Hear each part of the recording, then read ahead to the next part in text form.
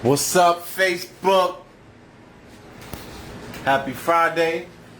Happy Friday.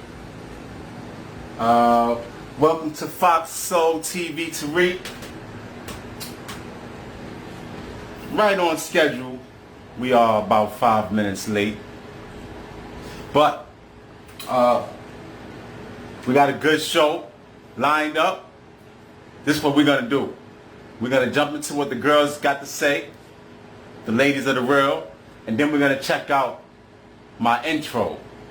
The intro should have been playing first, and then it should have led into the ladies, but we're going to do it out of order.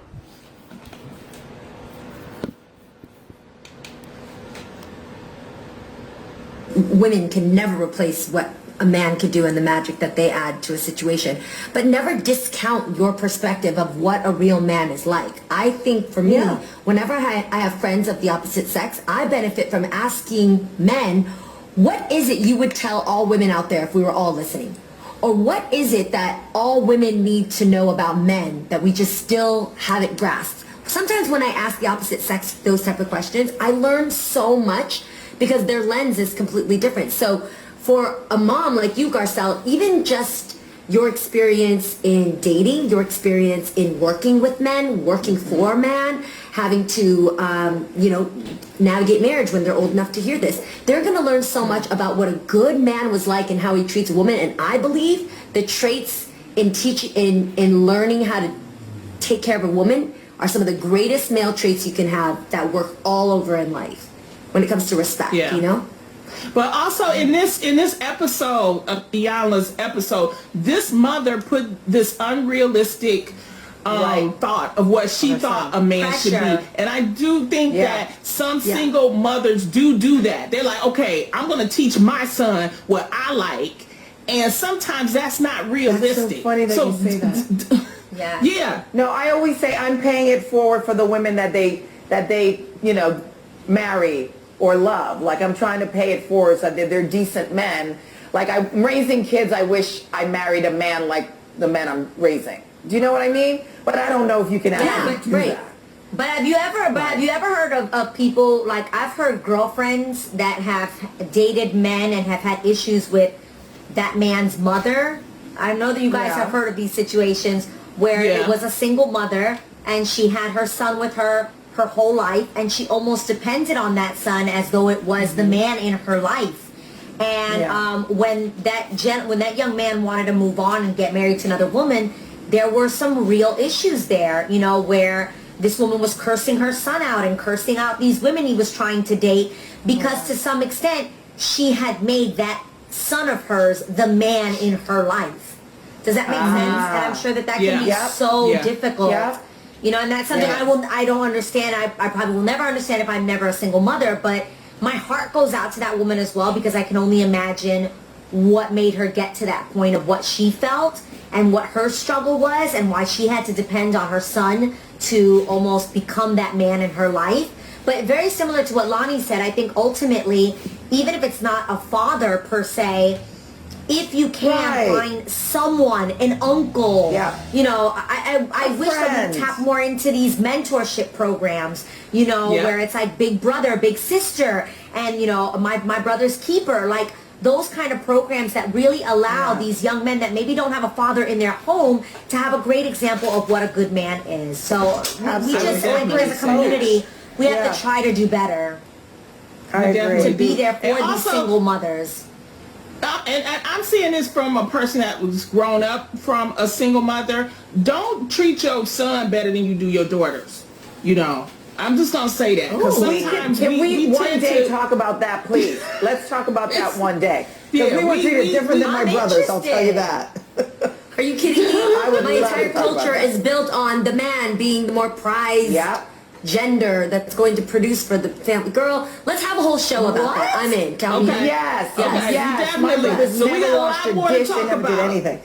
Okay. Yes. Well, we're gonna get to that. But up next, it's important to always work hard. But a recent article on Scary Mommy says that the grind culture we live in isn't normal or healthy. They said that when you grind too hard, your life ends up revolving around work.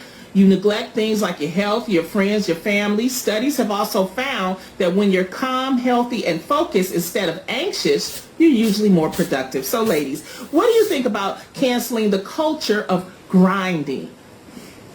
I am a member of the grind culture. If there was Grind Anonymous, I'd be up there going, hi, I'm Garcelle Beauvais, and I'm part of the grind culture. I think it's a new thing now. I think we're all working, and you know, a lot of it is, you know, showboating. A lot of it is feeling like you're never going to be as successful as you want to be.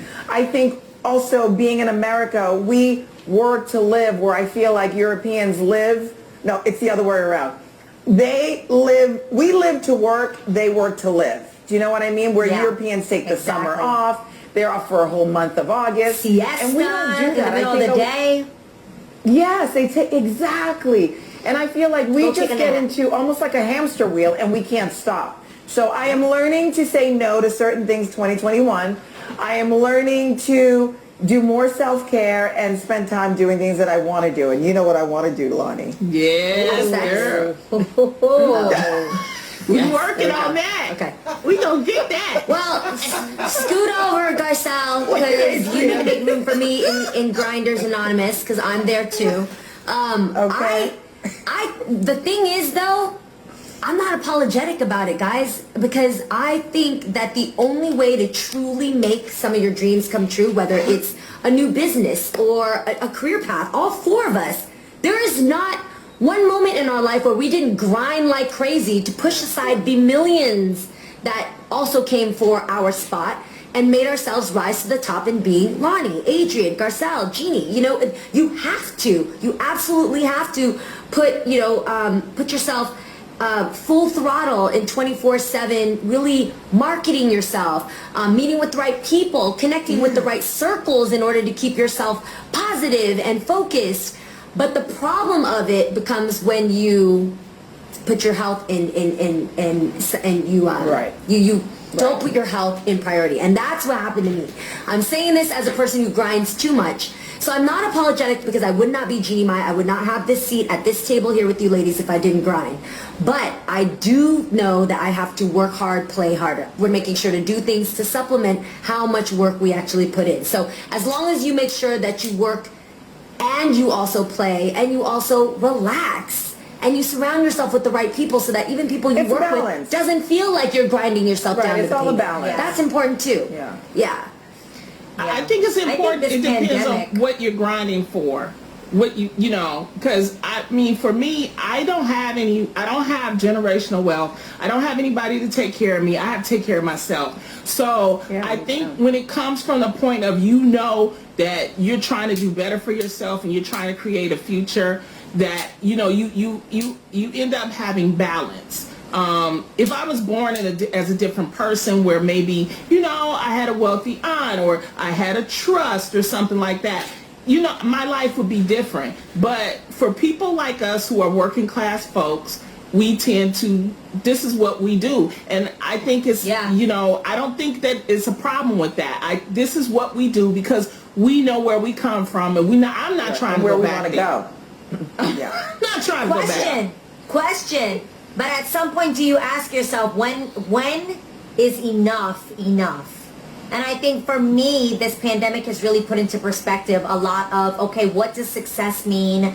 When is it that we've gotten to a place of where now we can relax and actually enjoy the fruit of our grind, so to speak? So for me, that's where I'm at. It's not about work harder. It's about work smarter at this point. And what can I do to be able to enjoy the fruit of, you know, my hard work since I was 14 years old. And I think that's really where my mind is at now, is what's important to me is my family and spending time with them and being present more than anything. Yeah. I love that. Well, I think we're all on the right track. It's all about balance, right? Definitely. It's so finding a balance. Well, we're going to take a quick break, but we'll be more girl chat on the way, so don't go anywhere. You're watching The Real. This is good. These are... Happy Friday, everybody. These are some... We got a phone call. Hold on. I'm going to take this call. Danza Man, what's up, boss? Yes, sir.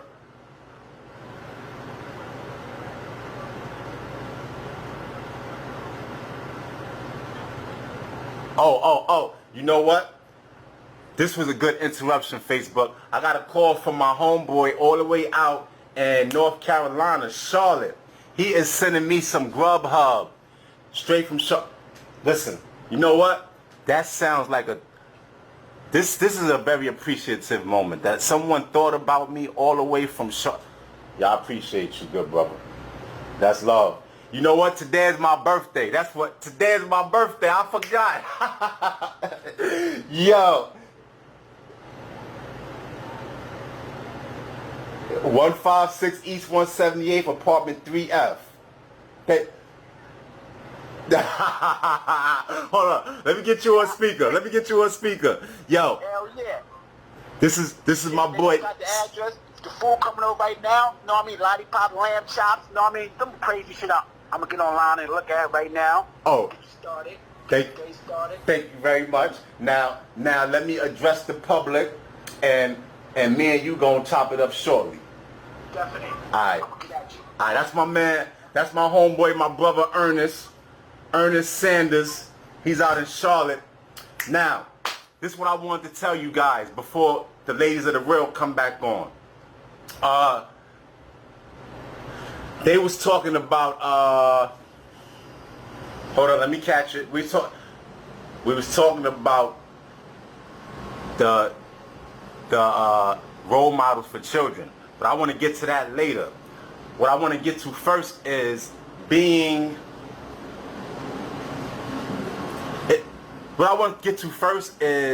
our duties as public servants, right? We are in the social media. We have a responsibility to be the face for the people. So I'm gonna come back to this again, but real quick. If the job is too much, right? This where you want to get to. Everybody that's in the media, you want to get to a place where work doesn't feel like work, right? So when you're actually in front of the camera and doing your job, it feels like a normal activity, normal day. It doesn't even feel like work. So you want to get to that place, and that's when you don't really need a vacation, right? We're going to talk more about that. But if you can't get to that place, then you can pass the torch on to somebody else. All right, back to the ladies.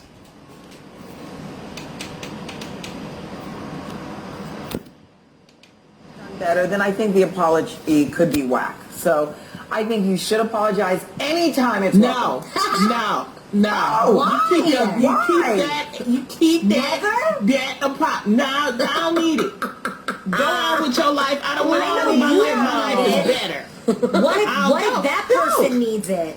Then you better look in the mirror and say it to yourself. Ronnie doesn't care about the apology. She cares about what that other person needs. Don't care. But Don't care. What if that person is doing it because they've evolved, they've grown? They've evolved. You guys just let Ronnie's business, is what she's saying. I agree. I had a friend who I kind of had a falling out with, and she joined some sort of program. I actually till this day don't know what the program was, but she was a hardcore follower of like Wayne Dyer, and maybe it was one of his programs.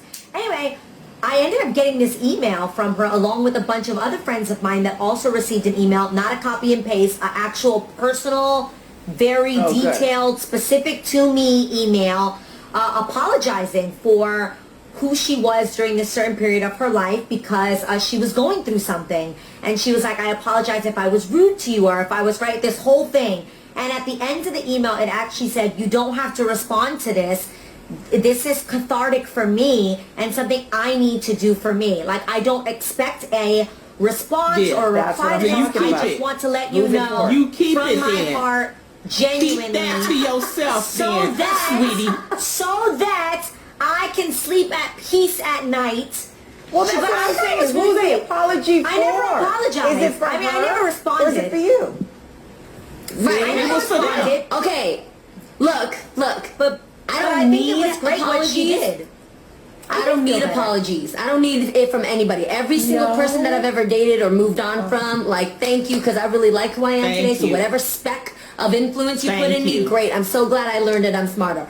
Thank but you. 'Cause when they what? come back and apologize for their whack-ass self, for any portion of that life, oh, I love it. I love it. I love nothing more than someone owning how dumb they were when I was trying to tell them how dumb they were, and they didn't believe it because they were too busy blaming me, thinking that but I this was is the what one they that was do in the seeing them apology, different though, or G. seeing them wrong, or what did you say? but this what they do in the apology. They start bringing up old stuff that you don't necessarily want to hear sometimes. You know, when I don't, cheated but it on feels you, really I good to didn't know mean that I wasn't you wrong. know, be with Oh, your but sister. but it feels too and good. I didn't mean to I want to hear that. So anyway, so just letting you know, I want an apology. Petty LaBelle I over want here one. wants your apologies. If you passed it over I to want it. Lonnie and you got blocked, I want go your ahead and pass apology. it over to me, because I'm gonna really enjoy seeing that my sis Lonnie was right all along about your whack ass. So go ahead and send it over here. Yeah. Thank you. Keep the I want the apology. apology as well. I want On the that note, apology. we have to take a break. But don't go anywhere. There's more girl chat coming up. Prepare Keep your that. apologies. You're watching The Keep Real. that and your mama. You're so good. I want it. What's up, real fat? All right. All right, so when you on camera, the time goes by fast. Because I got a lot of things I want to get to, but I just want to address the importance of responsibility, especially when you're in the public's eye. Now, it's all right to take a break, it's all right to take vacation, right? But you have to stay consistent, because the people depend on us, right? Because corruption can disguise itself as good. So once the people recognize good, we got to stay consistent with it. So we have to learn how to work while on vacation, but still enjoy vacation too, right? So like I was saying before, if you truly do need a rest and a break and a vacation, then it's probably your responsibility or our responsibility to recognize that someone else should fulfill that role. So someone else should fill your shoes, right? Maybe before you go on vacation. All right, now let's check out this promo. I'm just gonna press play. Here we go.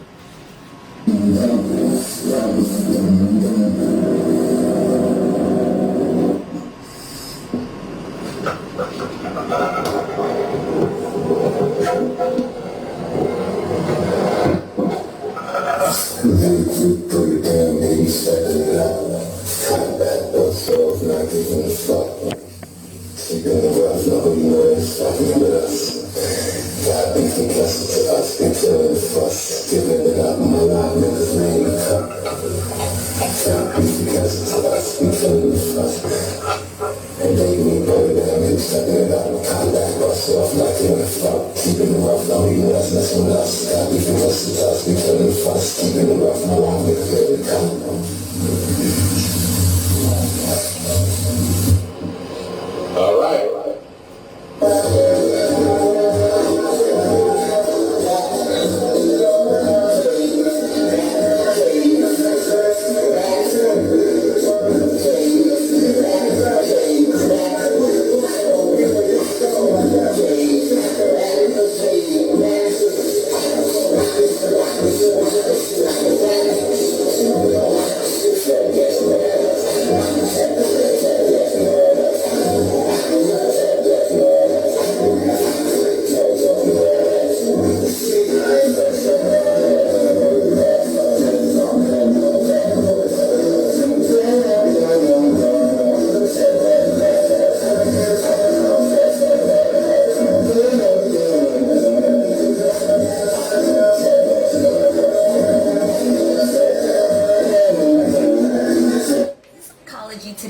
article said that some women will intentionally do things to make their man jealous in the hopes of getting his interest back.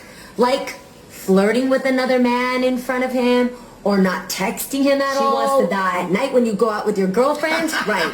However, the article said that this is a risky strategy because he could, Yes, it is. end up just breaking up with your ass. So ladies, what do you think about intentionally making your man jealous? Do you partake? First things Are you first. in that group? First things first, y'all need to watch Dateline, then you won't be doing these kinds of things. So let's start there. Let's be smart, ladies. Let's not get carried away. I will be honest, though, I've absolutely done this because my husband is so not a jealous kind of guy that anytime that I've ever gotten even a twinge of that from him, I think it's hysterical and wildly flattering. So I've done like dumb small things. But guys, this is Like toxic. what? This is literally the definition of toxic Like what? relationships. Like what? Okay, like one time I was that like, laugh. no, I'm sorry, it was just so bad. Like I'll do stuff like tell him that I find someone else attractive, or be like, oh my, ooh. Like I'll give this reaction. If let's say I'm watching something on TV or with my sister, and I'll be like, ooh, yes, and he'll be like, can you get yourself together? Like, can you control that, Adrian? But I'll almost do it. Oh my God, Jeannie, remember that time I thought one of our guests was cute? And then I watched it Yes. live on TV, and I showed Israel. I said, Israel, I told Jeannie that this guy was cute. And he was like, it's because he has good eyebrows. You like men with good eyebrows, because Israel's got phenomenal brows. Which is such But, a like, confident answer, and that is why I love Israel so much. Because he wasn't mad I at was you. He didn't all of a sudden trying. give you the silent treatment. Like, he was cool. No. Right, right. But You the know what, when I moments was when I do younger- get a little reaction, it's so good. You know, when I was younger, I would do stupid stuff. Like I would do things to make guys jealous. I would call them by a different name. You know, I would, I would just, just do stupid brave. stuff. You know, brave, I honey. Wait. In what okay, when are you calling them the wrong name? You're not doing it during sex, Not are in you? bed. No, I doubt Oh you would yeah, do that. yeah. When I was younger, funny. I would do all that kind of stuff. I wouldn't answer my phone. Oh, now that's top. you Now that's know. crazy. I Well, would do- wait. I To would make do them all- wait, there's a difference. There's a difference between making them feel jealous and then making them feel bad about themselves. So Insecure, where do you right. draw the line? This is She did all it all. jealous. She I did did it all. all. She did it I all. was like, She did it all. She's like, oh, you gonna... She's like, you gonna feel So- jealous? You okay, gonna so feel then like I don't today- like you? Today with James, do you mess with that man's emotions at all? Sometimes, like if okay, Right. like when they said like if he's over his son's house and he doesn't, you know, we usually communicate really well. But if I don't hear from him and I know he's away, I'll go, you know, I'll text him. I'm gonna be gone the rest of the night, and I do that to get him to call me back. So I do that. You know, that's what I do. Yeah. I think You know, a little bit of jealousy Guys, is good. that's- I think that's it's good. very real. Yeah. Yeah. I think But a little I'm bit still of, in the you know, house, in the stirring the house. juices. Yeah, I think a little bit of stirring the juices is fun. You want somebody to appreciate you, not to the fact that, to the point where you make them feel insecure and they can't handle it, they want to leave you. But, you know, you want to stir the juices up a little bit. Like, I'm oh, did telling I you. just miss a call from Mark? Oh, God, really? See, that's what I'm talking about. How old are we? Are you kidding me? You act like we're in an episode for Listen. Sweet Valley High right now. What are we Listen to doing? me. A little bit of Okay, jealousy. I'm is cutting okay, this. You guys are not listening to these ladies. We got to take a quick break, but don't go anywhere. No. There's more Yes. girl chat coming after everybody matures a little bit. You're watching The Real. I can't even. You guys are a mess. All right. Now, I think I'm going to have a few seconds to talk. Right? So, I'm going to set my phone down. And I want to talk with you guys seriously about raising young men. Well, I'm just going to share with you how I felt, the security I felt growing up as a child, as a little boy, right? I'm going to try to make this quick because I'm sharing my time today, or we collaborating. But I had a disciplinarian as a father. But outside of that, my father did scare me. Like, I was really afraid that he would bust my ass or whip somebody else's ass, right? So I was fearful of my father because I believed when he said, when he told me what he would do. I believed him.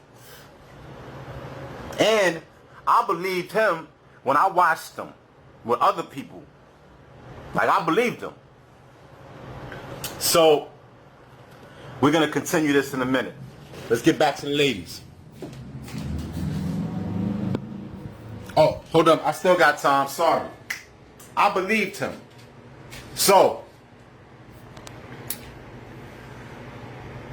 when it comes to raising a young male, a young man,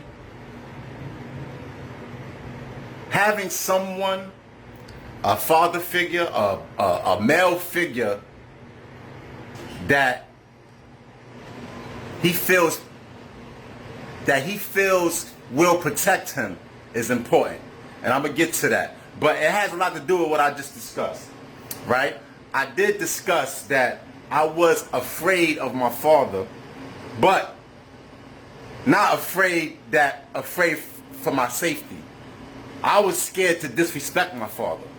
And that's important when you raising males, when you raising boys to become men. We'll get to that more later. Let's get back to the ladies of the real.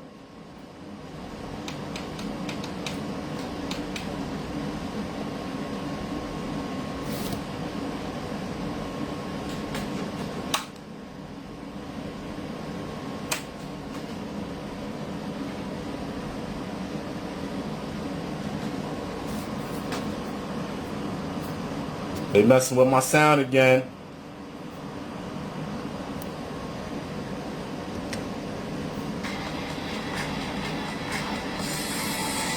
Welcome back to The Real. It's time for more Girl Chat. Up next, a woman recently sparked a delicious debate on the 92.9 Morning Bullpen. The woman who is getting back on the dating scenes after a divorce said that half of her co-workers thought it is unattractive for a woman to finish her entire meal on her first date. However, some of her co-workers thought it might actually like a woman with a healthy appetite. Ladies, what do you think about clearing your plate on a date? I feel like it's really attractive to be who you genuinely are on a first date. What a concept. If you are the girl that finishes her plate, finish your plate on your first date. Be who you genuinely are, and guess what? The guy might actually love you for that. And by the way, this was spoken by a woman. I want to see the man who actually would sit here and tell us that it's unattractive for a woman to finish their plate. In fact, most guys I meet are always impressed when a woman can eat. When a woman can eat and put down, they're like, yes, come on. Like, it shows that you're not being too pretty. You're not being too safe. You're not being too conscientious. Like, eat your damn meal and enjoy it and lick your fingers after. Garcia, you gonna start dating? So what's your first date? I recently went on a social distancing date, right? And it was a little coffee shop, so all I could get was soup. There was nothing really hearty. So my girlfriend and her husband were here at the house with the kids and her son. And so I come back and they ordered pizza, so I grabbed a slice of pizza when I walked in the door. And my girlfriend's husband goes, "Oh, you didn't eat on the date because it was your first date?" And I thought, is that a thing? Like, I didn't realize that was a thing. Heard of this. That men think women don't eat. I was like, there was only soup. I would have eaten a steak. I would have eaten ribs. I would have eaten anything. Yeah, but do you finish it all though? I guess the concept is that you look like you. Do you finish it all? If I was really hungry, I wouldn't think about it. But yeah. Wait, I just genuinely feel like you should do what feels natural and what's real. I think that is the most attractive thing, is somebody who is authentically who they are. And if you're on a date and you don't want to finish it, don't finish it. If you're on a date and you want to finish it, be like, man, I'm hungry. I'm going to finish all of this. This was bomb. Like, there's a way to be cute and fly. You gonna scare that man off. You gonna scare that man off. Eat it? You gonna, he's like, wait, I have to, she gonna eat me out of house and home. No way. No, There's a difference. If you're eating your sexy. meal and his meal and some appetizers and That's you're what I eating do. everything. That's what I do. That's I eat everything. I could That's see a that problem. could be like, That's me. whoa. That's truly me. I'm having cocktails, I'm having appetizers, I'm having dessert, and whatever is left on his, because that is me. You be you, and I be me. Yes. And look at how you Yes. found love. You found love, and James loved you for that. I'm sure that on your first date, you weren't starving yourself. But And he for loves you. some men, they do look at that as a negative, and that's why they were saying, don't. And that is a man that I will not date. Imagine that. That is a man that I will not give my time to. It's a test. Me too. All I care about is that he paid for the meal. That's all I really care about. There's that. It's time for us to take a break, but don't worry, we'll be right back. You're watching The Real. Up next, we posted. All right. So, I don't know if you guys checked out the ladies' background. Right? So, all right. I got to keep up with the ladies. Right? So, normally, well, excuse me. This past week or so, I've been highlighting my kind of purple bluish display. I've even been putting that display in videos, right? But if you notice, the ladies, their background it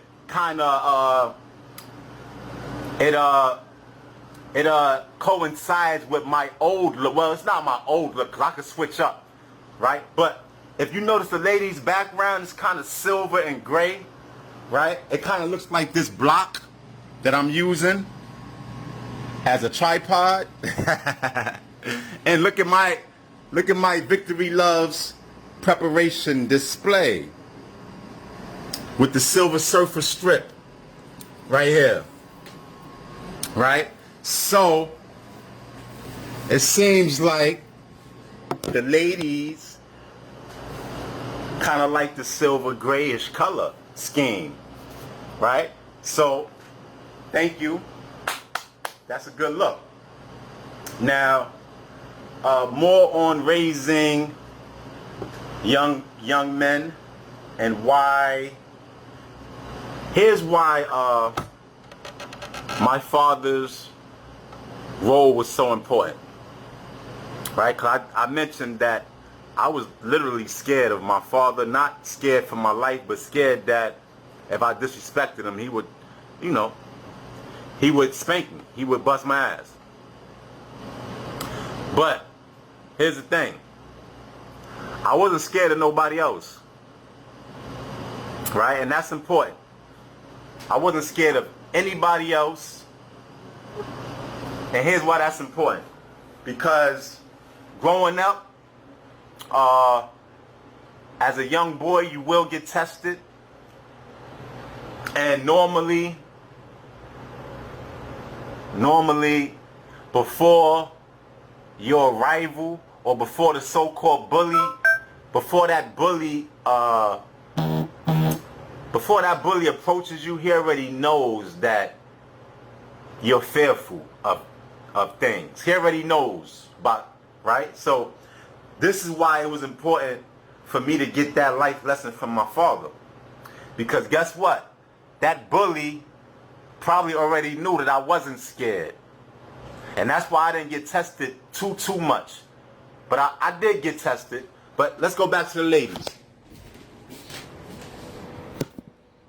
Feel like a huge April Fool's prank. But most of the time, the situations are real and they've got to decide how to respond quick, fast, and in a hurry. Well, Real Fam, we want to know what you would do. It's time for another round of Decide This Dilemma. All right, Real Fam, we wanted to hear from you to get your reaction when you're torn between a few ethical dilemmas. So we posted a few different scenarios and you all voted on our Instagram story. The results are in, so let's check out the first scenario. You're on vacation with your significant other and you find intimate texts with another woman. Do you confront your partner while still on vacation, or are you waiting until you get home? Here's what y'all thought about this one, Real Fam. 77% of you said, girl, speak up now. While the other 23% of you said, keep quiet, save it for later, and bring me another pina colada, waiter. There's no way this vacay is going down the drain. This is a good one, ladies. So what would you do if you were in this situation? I want to know, how would you decide this dilemma? And these texts are nasty. They're nasty. Let's say they're the worst of the worst. It's too easy. One, if I was in love with him, it's a wrap. I'm with Garcelle. If I was in love, baby, the way my mind, my heart, body, and soul is set up, she can't control. I'm going to be like, rah! Like just straight. Okay. Now, if I don't really care about this man, and I'm like, I already know you probably cheated on me before, I'm over it, I'm chilling and enjoying my pina colada. So that to me makes the difference. If I care about you and my heart is in this, I'm losing my mind. If I really don't care, waiter, bring that pina colada. Bye. I'm glad she's bring the pina colada. Take some more Instagram pictures of me. And have a full fashion wardrobe change. And get instead, some moments. I'm going to take it a step further. I'm going to map out how I'm going to end it. Like, I'm not going to give you the satisfaction of watching me become emotional and irate and heartbroken. I'm going to think this through and just sit there and sip and be glad she's doing them nasty things that I don't want to be doing no ways. Yup. I wouldn't be able to do it. How gratifying. Wait, let me. I wouldn't do it. And Adrian, how gratifying will it be weeks later when you get to pull up these fly-ass pictures of you in your bikini, in your one piece, and all these poses that maybe he even took, and you don't tag him, you put the flyest captions, you let this guy know exactly what he's missing out on. Cool as a cucumber. Unbothered. Okay, like, but are you gonna have sex with him then? No. If I feel like I need some, yeah. Why not? Nope. I'm not going to. I would leave. I'm going to act so rude. I would leave so fast, and if we were on an international trip, you know his passport's coming home with me. Oh, yes. Oh, that's Yes. so juicy. See ya. That's a doozy. Amazing. I don't like ugly. Forget about international, Garcelle. We're taking that driver's license if it's over here in Mexico. Forget you. Wow. Done. Oh my God, that was so much fun. Heartless. Well, it's time for us to take a quick break, but we don't need you to vote 100% on this. We all agree we will be right back. You're watching The Real. Up next. All right. This is a good Friday. This is a good Friday. The ladies, I like their advice. They giving some good advice. I agree that if you're in a relationship or a situation that is not going to benefit you in any type of way, sometimes it's not worth getting stressed out about. You just relax and make the best out of your situation. Don't get too emotional. Don't let people control your emotions. Right? Let me finish up on me growing up and not being fearful of no man. Here's why that's important. Is because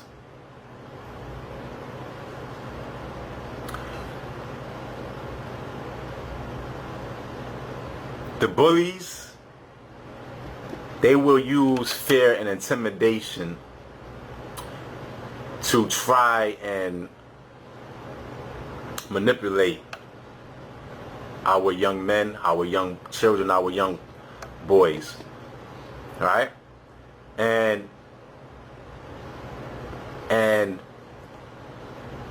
if you're a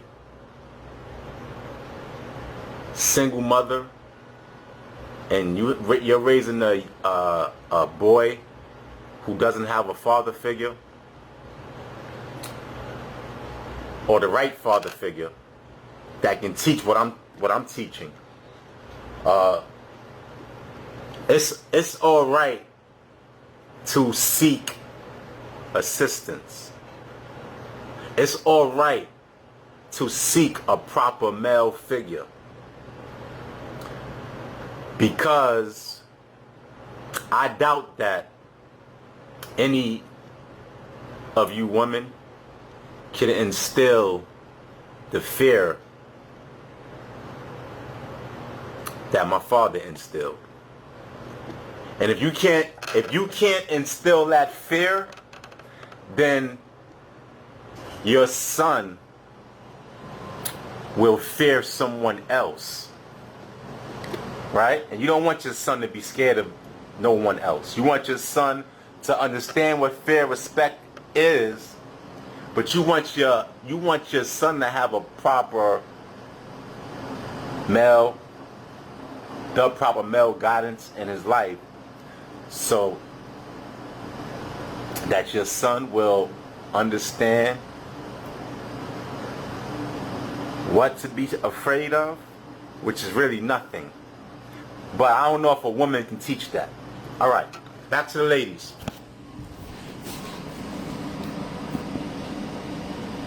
Hi, how's it going?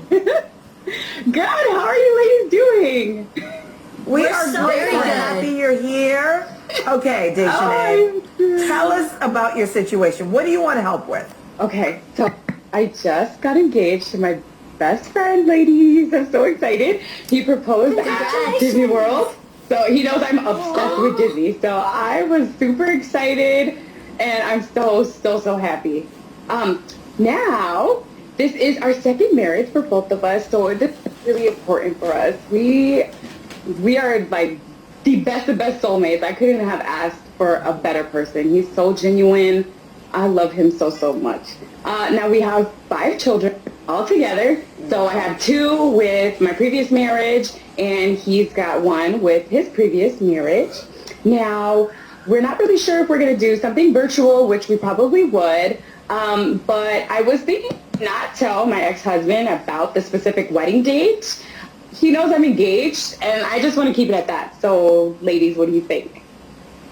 Okay, now before we give you our stamp of approval, we need to ask a few questions. First off, how often do you talk to your ex? I try to avoid conversation as much as possible, only when needed in regard to our daughter. Got it. So Right. maybe once or twice a month. Okay, I have 2 questions. One is, what is Okay. the reason you're avoiding to tell the ex? And 2, how long have you been with your current fiance? So I've been with my current fiance for 3 years. And the reason why I'm not planning on telling my ex-husband is I feel like he just might plan something for that specific day so that way he can have the girls. So we both have custody of both of our daughters. We share the custody. Right. And I feel like he just might plan something on the big day. That would be a horrible thing for him to do. But let me ask you a question. Aren't you afraid that your daughter might actually say something herself because she's excited? Yeah, so they do, both Joyce and Yanaya, my 2 daughters with my ex, they do ask lots of questions about the wedding. Literally just yesterday they were asking, Mommy, so where's it going to be? Is it? And, I don't want to burst their bubble because they're so excited for me. So I have thought about that, but I just wasn't specific on, like, a date yet. Got it. So your fiance, your ex, does he know that you're getting ready to get married? So yes, my ex-husband does. The girls were definitely super excited and said, "Mommy got engaged at Disney World." So he does know that. He knows. Does he like him? Well, they try not to talk to each other. We just kind of live our separate lives when it comes to that. Yeah. Oh, okay. And vice versa, because he also remarried. Oh, okay. He is currently remarried. Yes. Did he tell you the date? Okay. No, he did not tell me the date. Really? You know that. Come on. Can we? All right, so ladies, it is time to decide. The moment has come that Jeannie has been waiting for. If Dejanay doesn't disclose her wedding date to her ex-husband, doesn't get your real stamp of approval. We're going to start with Garcelle. As a parent, what do you think, Garcelle? Oh, why are you going to start with me? I have to say, I believe you should tell him. I don't want the girls to be in the middle of like, don't tell daddy that mom's getting married. Right. I don't want them. So I would say, no, you don't get my stamp of approval. Okay. I think the kids should know. Lonnie, what do you think? I say to tell him, and you have your date, and let's all be grown about this, and you know you're gonna have your girls on that day. I just don't think you should play games. No matter what he did with his wedding, that was him. But you know, you're a different type of person. I think there's something a little bit deeper here that I wish both you and him would somehow try to come together just for the sake of your girls, because there's something else that's much deeper than this. So, but no, I'm sorry, no stamp of approval from me. No. Jeannie? I'm sorry. Well, dang, I need to borrow somebody's stamp of approval then, because I don't know where mine is, but what I can tell you right now, girl, is co-parenting to me comes down to making sure that the girls are safe, making sure they're healthy, making sure they're not anywhere that they're not supposed to be without knowing. So depending on if you're taking these kids out of the state or out of the country, then yes, that is never allowed. He has to know where their whereabouts are. But I don't know where you're planning to have this wedding. But at the end of the day, your current life with him does not concern him. I don't think that you need to tell him. If the girls are doing anything that should concern their health or their well-being, yes. But if you guys were planning a wedding or you guys were planning a birthday party or some type of gathering, that doesn't need to be his knowing. So I think you're fine, but I don't think you should teach the ladies to lie. So I would honestly let the girls get excited about planning the wedding. You don't have to tell me what the date is. That's your business. That's grown folks' business. And all of a sudden, one day, when you decide, okay, guys, you're getting dressed up because it's mommy's wedding today, that's your business. I don't think there's any problem with that. Thank you. So you get my stamp of approval. I'll do one for Jeannie. I'll do this for you. Yeah. Oh, caring is sharing. Thank you, Lonnie. I am going to I have a mix of emotions here. You know, obviously I agree completely with what Garcelle is saying. You should never put children in a situation where they feel they have to lie to their father. And I agree with Lonnie in the sense of ultimately being able to co-parent is going to have to be that you guys are going to be able to be mature enough to share this kind of information, not feel like you have to keep things secret from one another because you are co-parenting. But you got the quarantine on your side, okay, Dejanay? These are different times. There's some things going on. And because of the quarantine, I actually think that you could get away with this and it could make sense in the sense of, listen, this is something we're doing virtually, which means he does not need to be involved in any way, shape, or form. Not that I think he was going to be involved anyway, but exactly like Jeannie's saying. But this is what I think is the most important part. What I think is most important is that your children don't feel that they are put in the middle of a situation that feels complicated for them, first and foremost. Yes. And two, I think because it is virtual and we are in a quarantine situation, you can do a surprise wedding, not just for other people. You can do it for the girls as well. My sister did a surprise wedding on all of us, and she don't got no beef with us. She loves us. She just didn't want our opinions on how it was done. And I respect that. My sister just didn't want people's opinions on like, girl, how many flower girls are you having? So she did not tell anyone. She told us it was an engagement we showed up and it was actually a full-blown wedding. So I think, That's so again, dope. this is your day. This is about you and your fiance and your girls, and make it special for them, and that's all that matters. I love that. So what are you Thank gonna do, you. Janae? I love that. So what are you gonna do? What are you gonna do? D. What you gonna do, D? I honestly, I love all of you ladies' opinions. Seriously. Oh my. So I have to say, I definitely agree with what Adrian said, and Jeannie, and Lonnie, and Garcelle. Everything here. I'm gonna play it safe. You know, I definitely want the girls to feel like they are included, and I don't want them to tread on water feeling like they can't really say anything about the wedding. You know, because whack. it's supposed to be fun. You know, I want them to see mom happy because I am happy. So I definitely think I might give him, like, say, hey, I have some plans that involve the girls, you know, and I need to make sure I have them this specific day. And then proceed with everything. Exactly. That's it.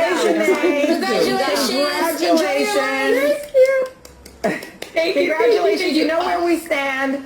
And thank you so much for sharing. And whatever you end up doing, we hope everything works out, that you have a wonderful, happy wedding and a long journey in love. We have to take a quick break, but we'll be right back. This is The Real. Wendy had a lot. All right. All right. All right. Now,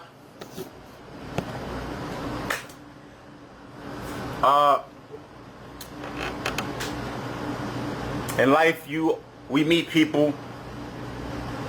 Sometimes people are in your life for a short period of time. And sometimes you meet people that they just always there in your life somehow. I got a call from a buddy of mine's. He wished me a happy birthday. So that was a warming call. Like I didn't expect it, but it warmed my soul when I heard from him.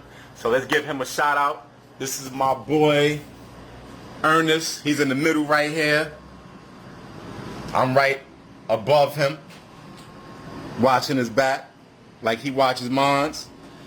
Let's see if we get another shot of Ern. I call him Ern. I call him Danza, actually. I call him Danza. You see him right there? And that's my homeboy Benny. That's his cousin. This is family right here. That's Cuzzo Benny. That's somebody else showing love. This is what we gonna do. We're gonna go to there go my boy Ern. This is my Facebook page. We're gonna go to Ernest's Facebook page. I'm just gonna type in Ernest. I'm not, you know, everybody got different aliases on Facebook. I'm just gonna type in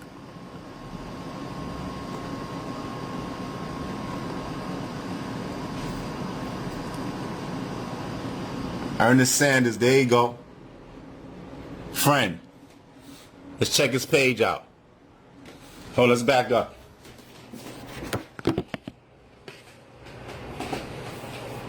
All right. All right. Nice family looking profile page. Highlights where you from the Bronx. Yes, sir. Let's zoom in.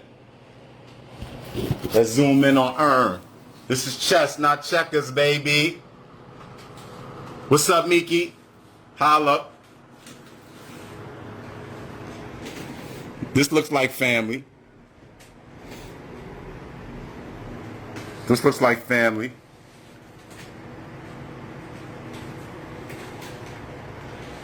Let's see what he doing. Let's check him out. Let's check him out. Okay, okay, okay. Looking smooth. Looking smooth. Family.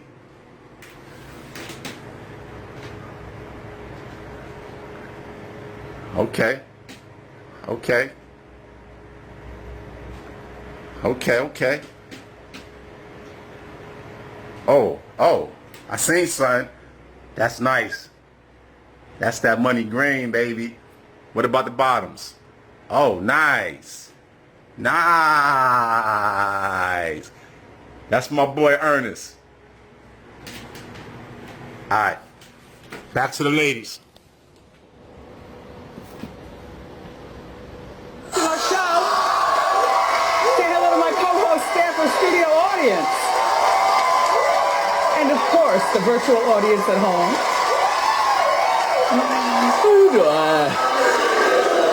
I'm doing okay. Let's get started. It's time for Hot Topics.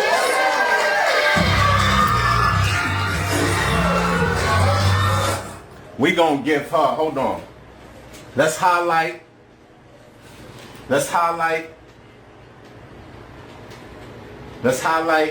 Victory Loves Preparation. And let's get back to the ladies. Hold on. The ladies was interesting. The ladies was real interesting. Let's get back to the ladies.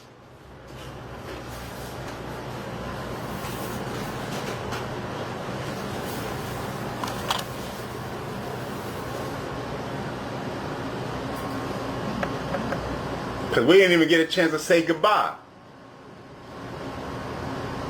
Because we wasn't done yet. We wasn't done talking yet.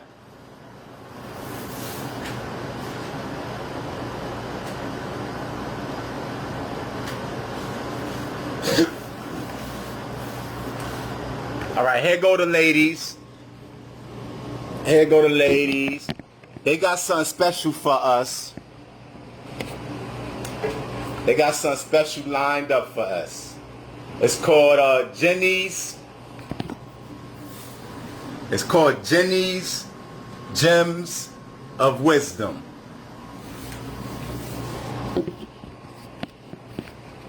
All right.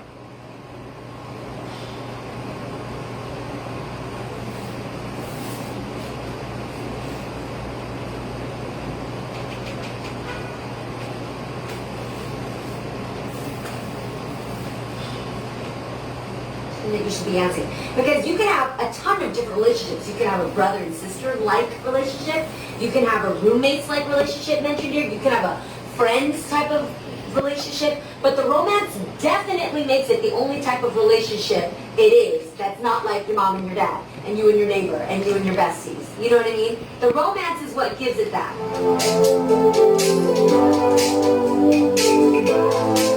don't know if that would fly in an Asian family. Really? Oh, really?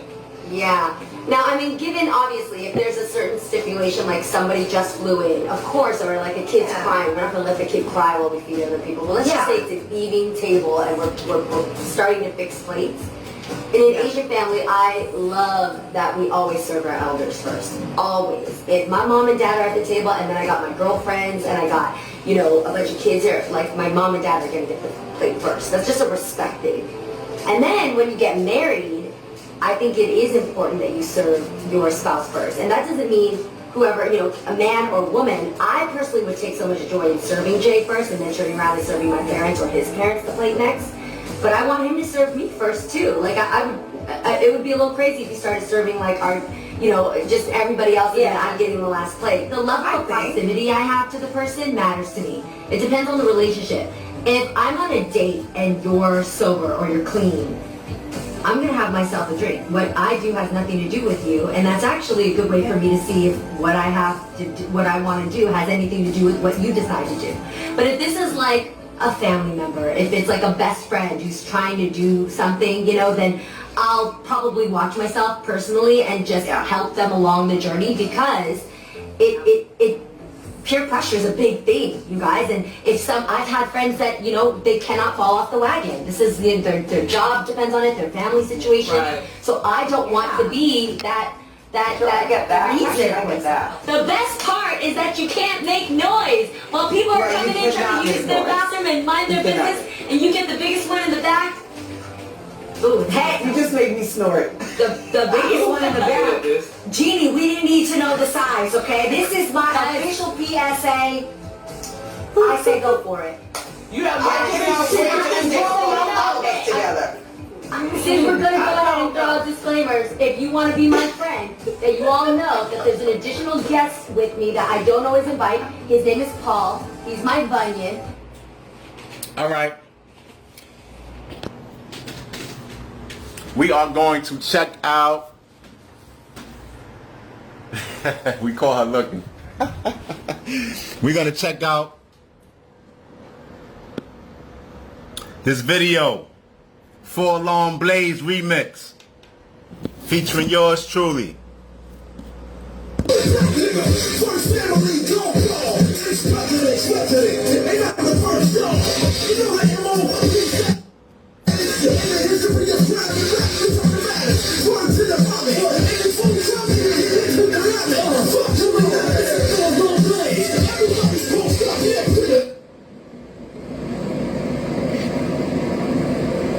Rewind.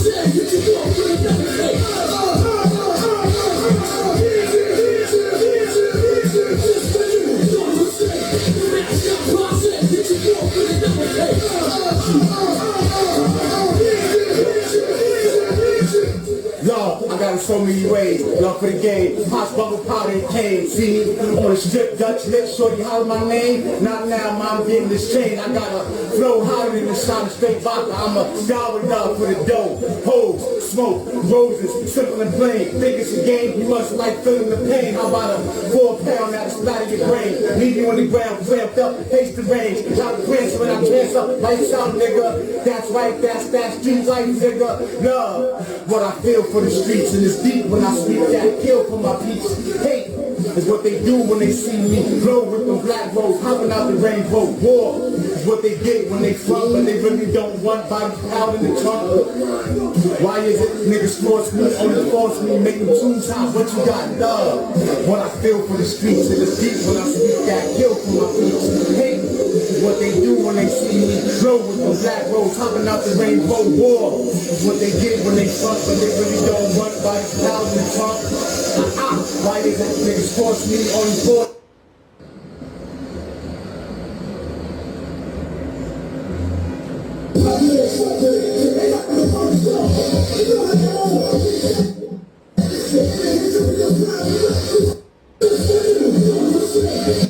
About a 4 pound that'll splatter your brain. Leave you on the ground, cramped up, face the range. Not a chance when I prance up, lights out, nigga. That's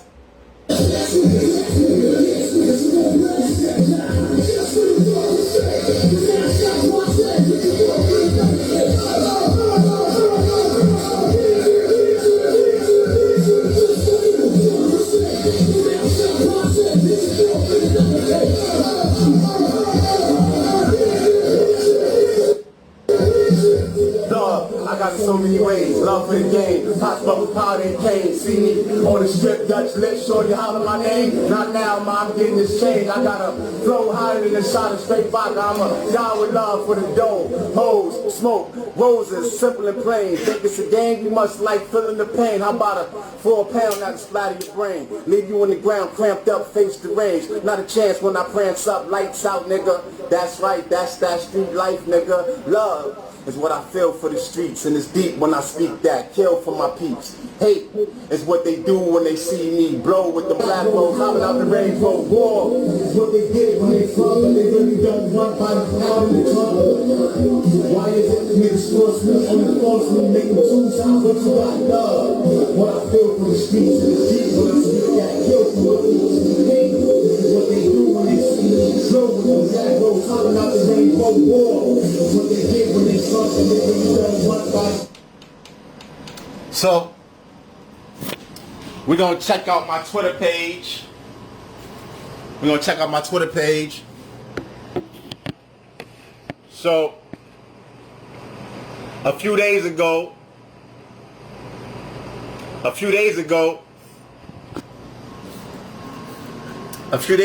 I popped that out of my induction oven. That is some, this is knish, broccoli, and we got some grilled chicken under there. And that is just some red tomatoes with a drizzle of Italian dressing. Italian vinaigrette. No, Italian dressing, excuse me. All right, but also on my Twitter page a few days ago, check out this post.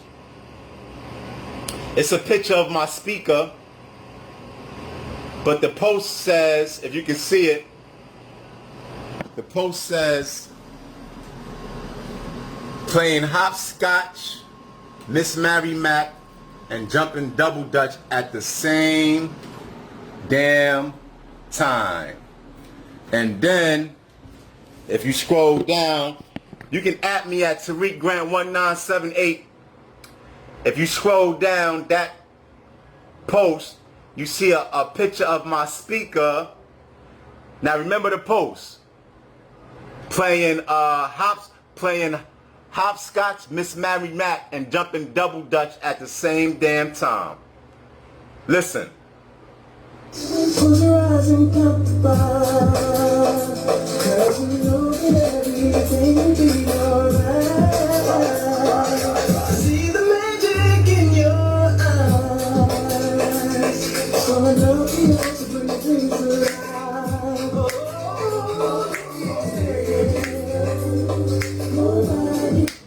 Close your eyes and count to 5. Hey!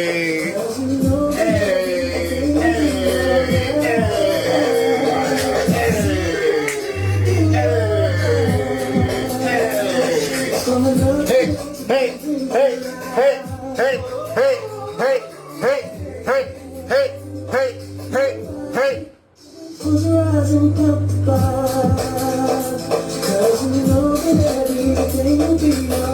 Alright, we're gonna turn it up.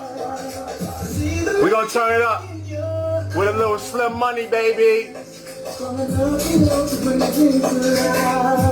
A little Tommy Granks.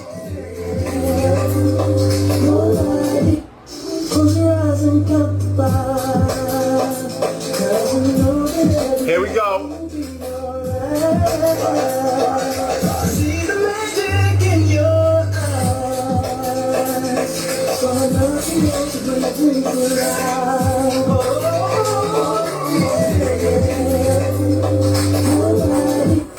Close your eyes and count the stars. 'Cause you know that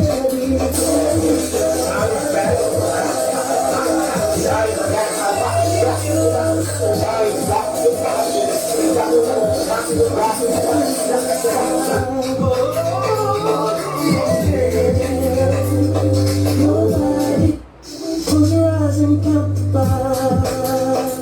'Cause you know that everything will be alright. All right, here we go, y'all. Let's rock out.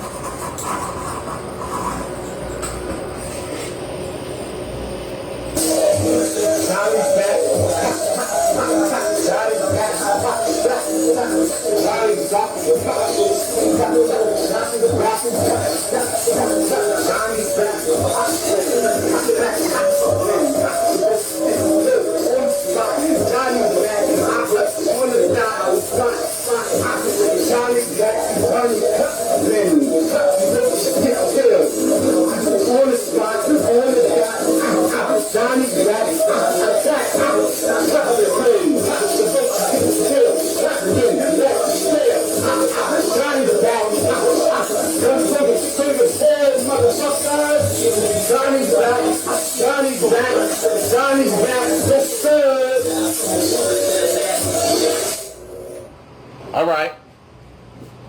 We just getting warmed up. It's Friday, baby. Happy Friday. Before we check out some sounds, some hard sounds, we're going to check out a commercial with some soft sounds. All right. Here we go. This commercial is produced by me. It's called She-Hulk is Coming. I had some help from the lovely, her name will be renamed, will remain nameless, excuse me. I watch. Oh, you are so useless.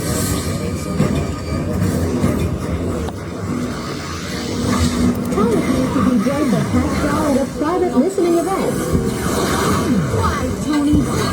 This ends now. Sorry I'm late, everyone. I was just busy punching this guy. Sorry about that. Superhero. Come with me to DJ for Pascal at a private listening event. I can hear you over the sound of me. Bitch, pass it.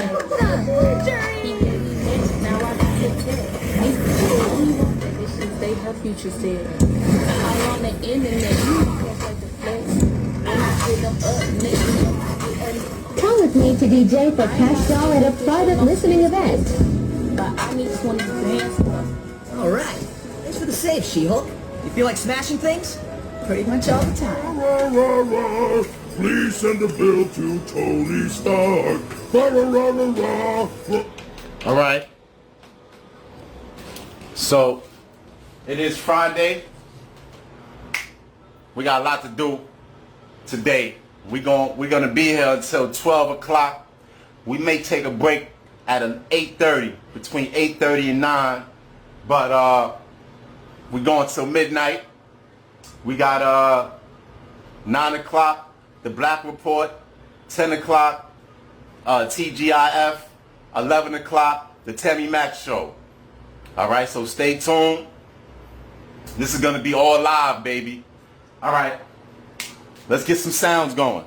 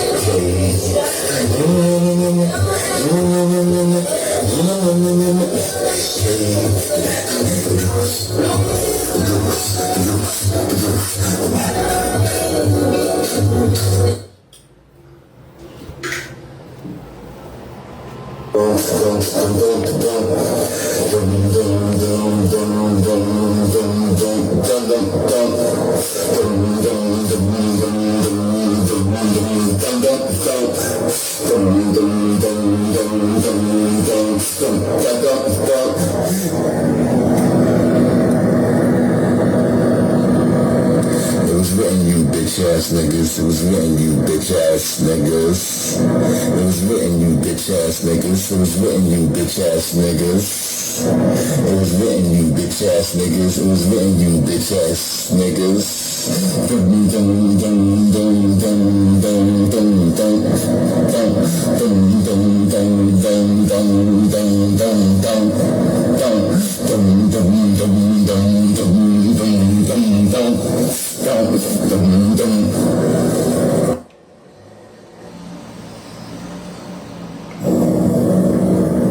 Word games with a nigga strange, the range. Word games with a nigga hang, man. Word games with a nigga.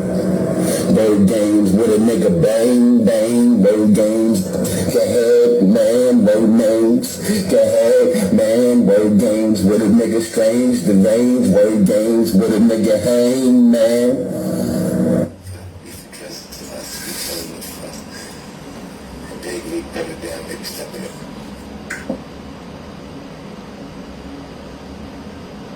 Big freak, put it down, baby, stepping it up.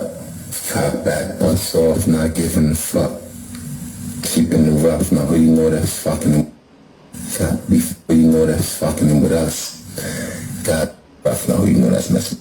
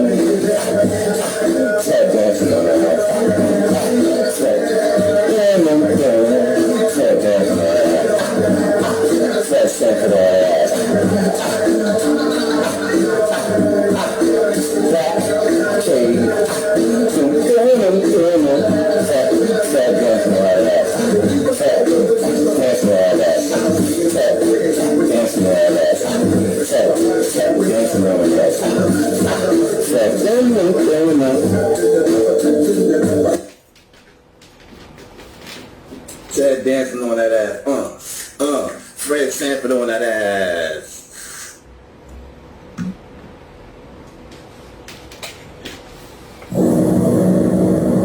Word games with a nigga strange, deranged. Word games with a nigga hang, man. Word games with a nigga. Word games with a nigga bang, bang. Word games, go ahead, man. Word names, go ahead, man. Word games with a nigga strange, deranged. Word games with a nigga hang, man. All right. We're going to take a quick break from the music, right? Because we want to make sure that we are comfortable. We make sure that we are staying hydrated. Make sure that we are staying relaxed. Right now I'm sipping on some peach.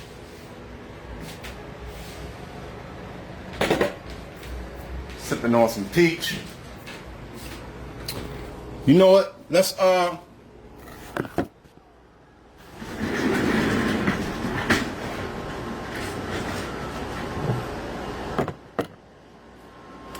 we are about to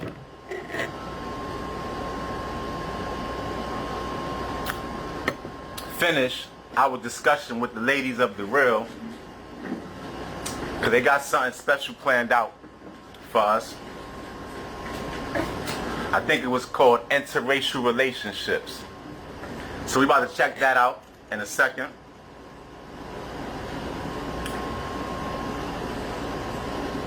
But let's wrap up what the girls were talking about today. I'm not going to remember everything, but certain things, certain key points I remember for me that stood out was raising a young man. And honest, what I really want to stress is that it was important for me, not just a father.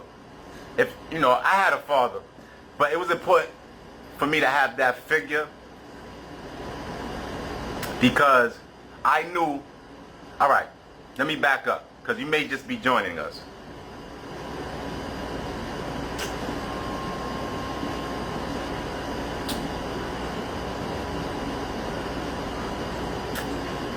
It can be challenging raising a young boy, especially if you're a single mother. It can be very challenging because you don't really understand what it is that that boy really needs. You don't know what's going to push him to the next level as a woman, as a parent, as a single mother. You don't understand. You may not have what it takes to push him to the next level. But at the same time, you want to shield him against irresponsible behavior. You want to shield him, you want to protect him against the bad advice, right? Because we could be impressionable men, young boys.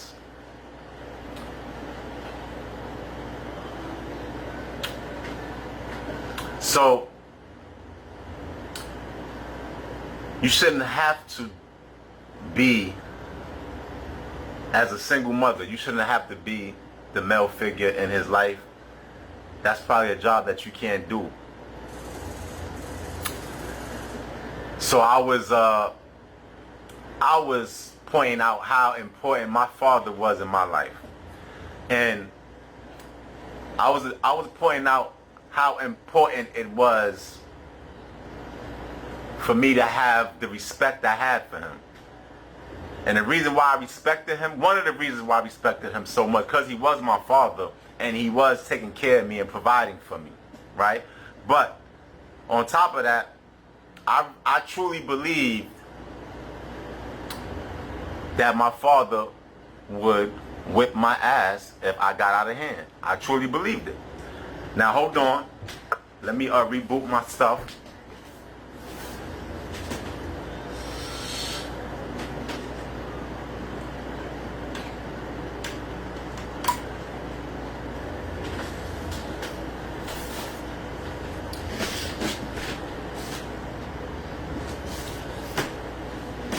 All right. So I truly believe that if I misbehaved, I would get dealt with, and I was scared of that. I was scared of that consequence. So that was one reason. It's important to have that as a young boy, because I would have probably ran over, you know, literally speaking, excuse me, figuratively speaking, I would have probably not listened to. There comes a point when a boy really doesn't listen to nobody else but that father figure. And even then, the father figure only has but so much push. You your own man. But here's the reason why it was important for me to have that respect for my father, is because I didn't disrespect. I was scared of the consequences. And two,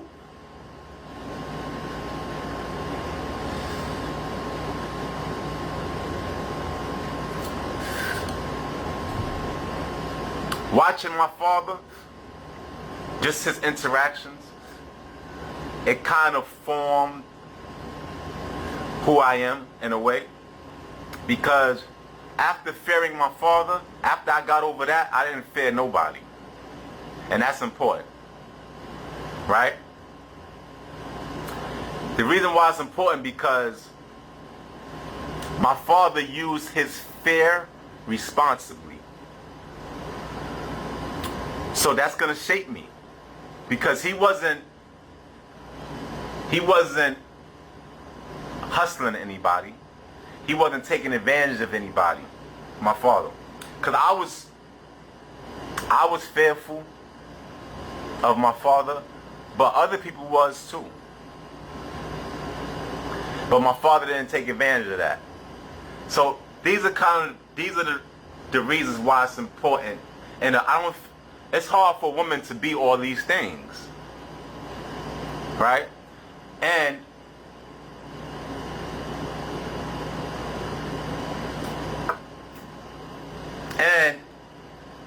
just that interaction with my father taught me not to be scared of anybody else. My father had my heart for a little while, but nobody else ever had it. And that's because of my father.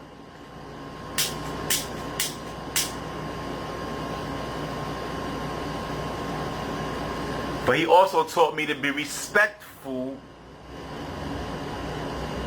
So I kind of remixed his version, right? My father was his version of a man. I took what I needed from him and I remixed it, and now you get me. But I don't know if you would get me if I didn't have him. So that's why it's important.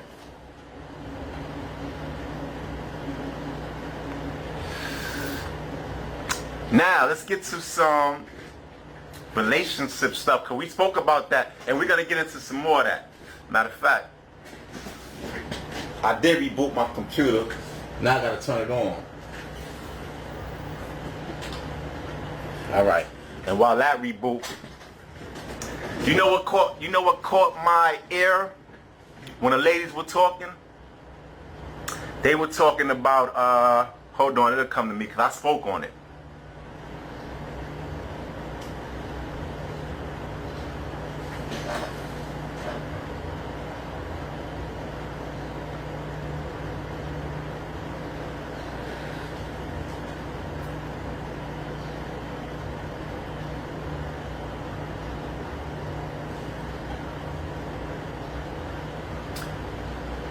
I can't remember if I touched on this subject, but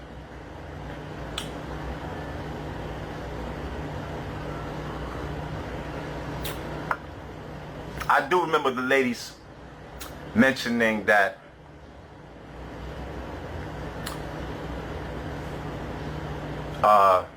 the same courtship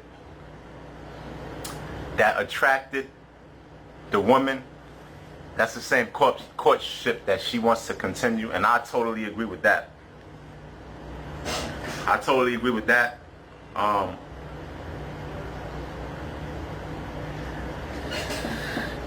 you want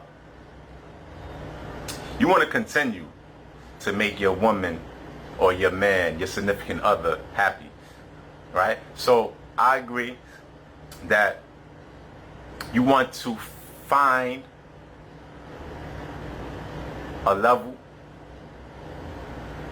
where you can sustain that on a weekly basis, daily basis, but you want to find that, you want to find the things you can do, things you can say, the activities, whatever it is that pleases your significant other.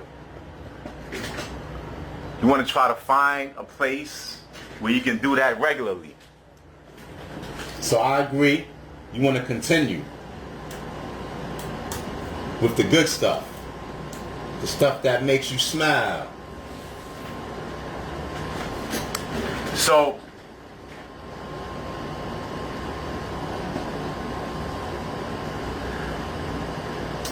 it's starting to come to me now.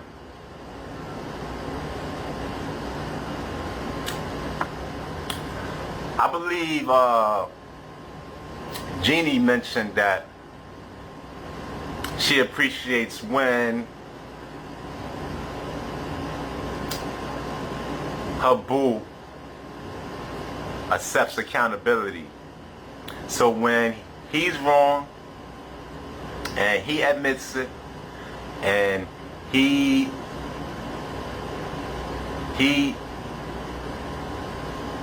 is candidly contrite, when it's obvious that he knows that he effed up and he's doing everything that he can to win your heart. So, back to win your heart back. Jeannie mentioned that she appreciates that, and I do too. I think we all do. Like when that person is wrong, you gotta own up to that, because you don't want that wound to stay with scar tissue, right? You want to remove that scar tissue.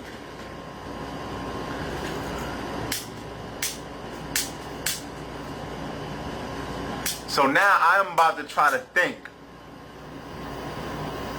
of a relationship. My computer's talking to me. They stay trying to zap me.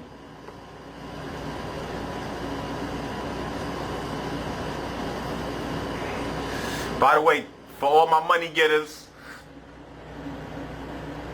y'all understand the movement.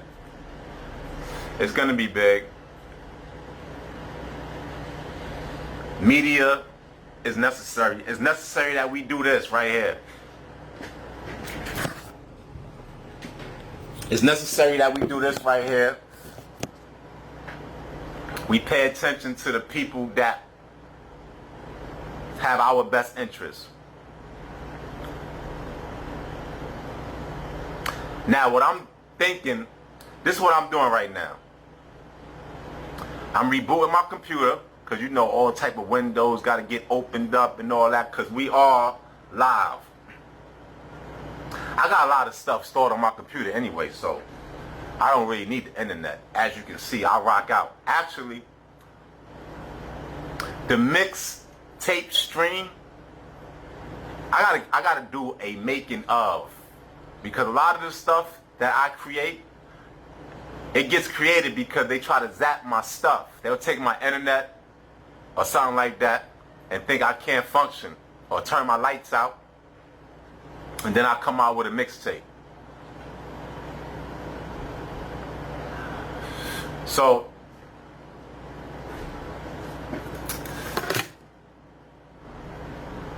when they zap me, it takes me a while to reboot sometimes. But like I said, I don't really need the internet. But I just like to be prepared. So I'm trying to think of a situation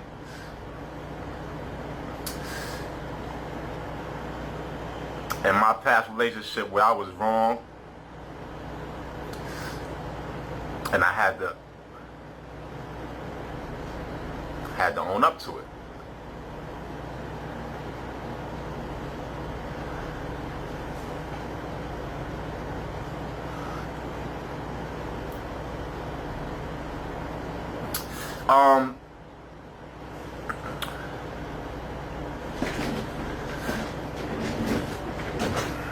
You know what?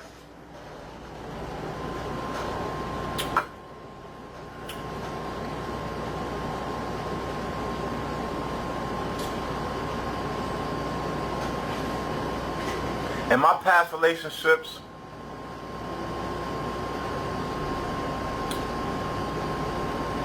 when it gets to that point where it's like, all right, say what you mean what you say, define us, where are we going with this? I haven't been there very often. I've been there once or twice, and I can honestly say that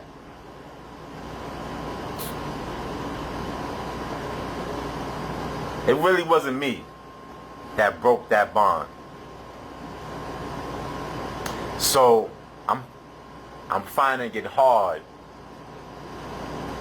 to think back on a situation. Well,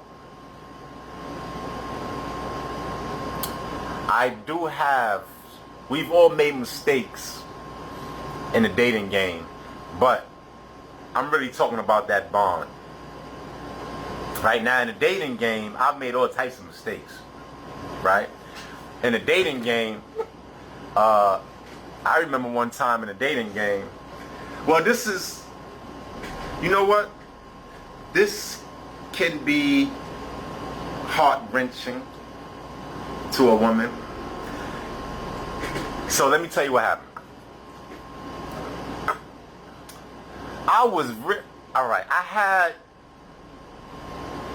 had ended like a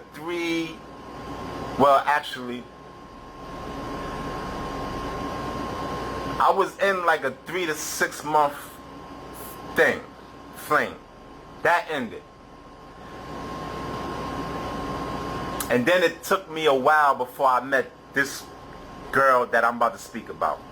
So when I met this girl, me and her was hanging out every weekend, having fun. I was around 25, 28. And so we was just chilling, hanging out. Actually, I was a little bit older than that. I was around 30. Yeah, I was around 30. Because I was driving. I mean, I had owned my car by this time. So I was dating this woman, and I liked her. We was hanging out regularly. Here's what happened. We was hanging out regularly, but not really. Like we was probably hooking up once a weekend or once every other weekend. That type of.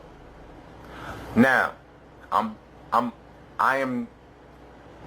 am just painting the picture.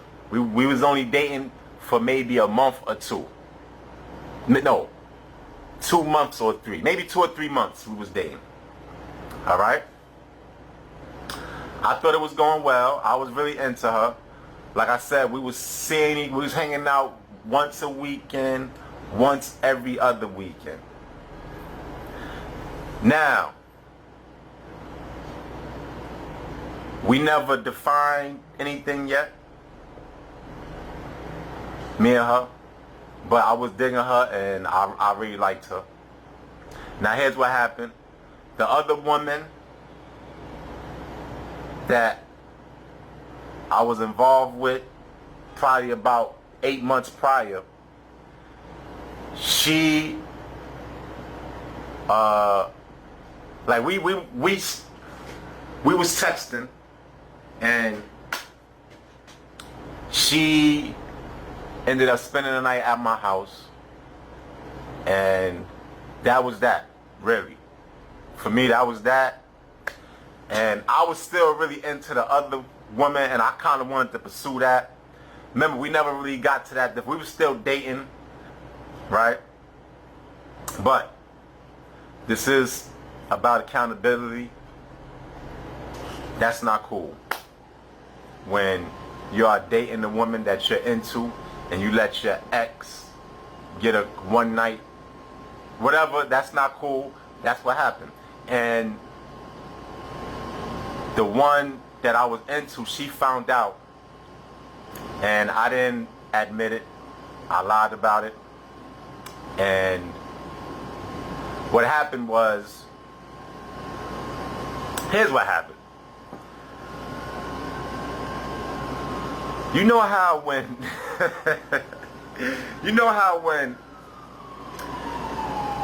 you take a shower and the bathroom steams up and you can write a message on the mirror. So the ex-girlfriend, right? We did have a conversation, and I pretty much told her that I was moving forward. But she did spend the night that night, and she wrote "I love you," or no, she wrote "I will always love you," something like that on the mirror.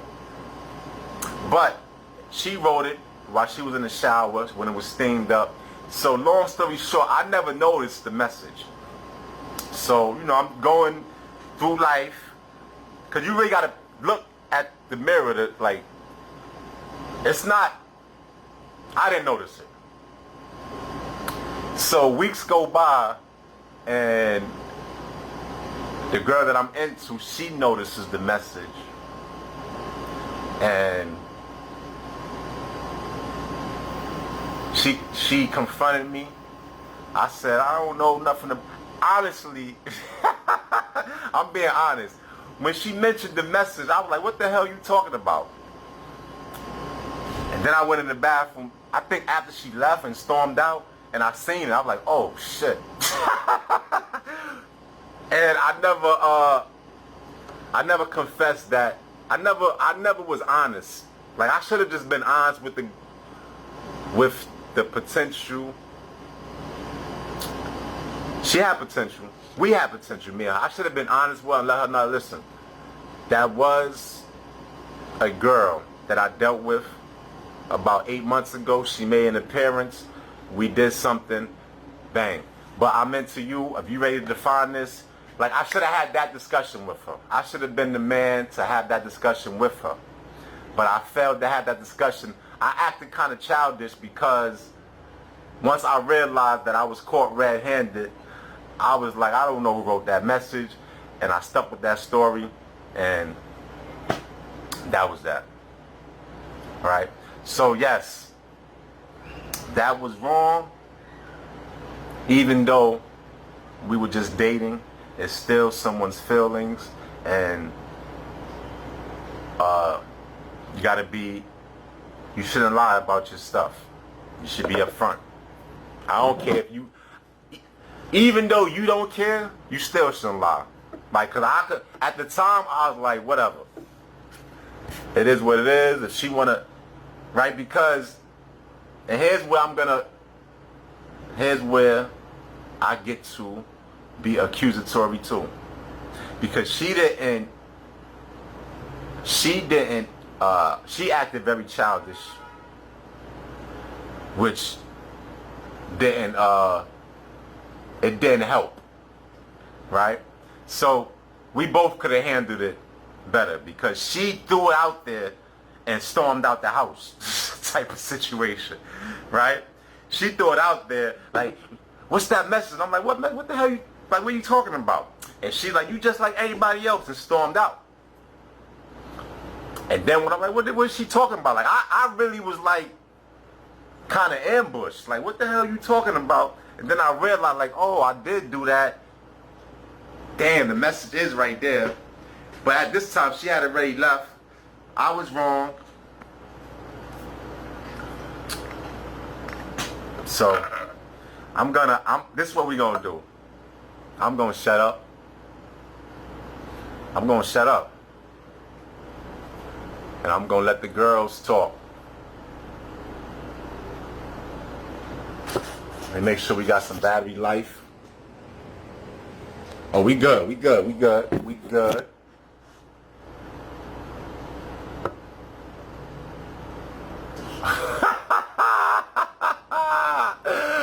Oh man, I don't really like these girls right now. I really don't. I really don't, but we gonna let them rock.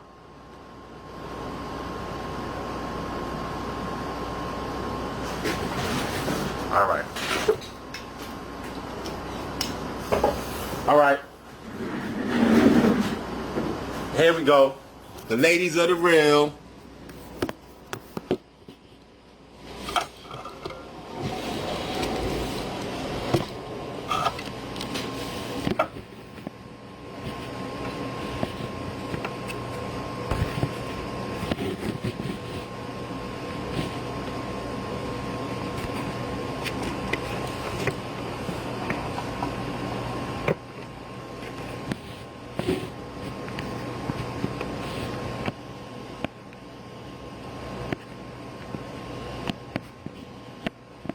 All right, y'all.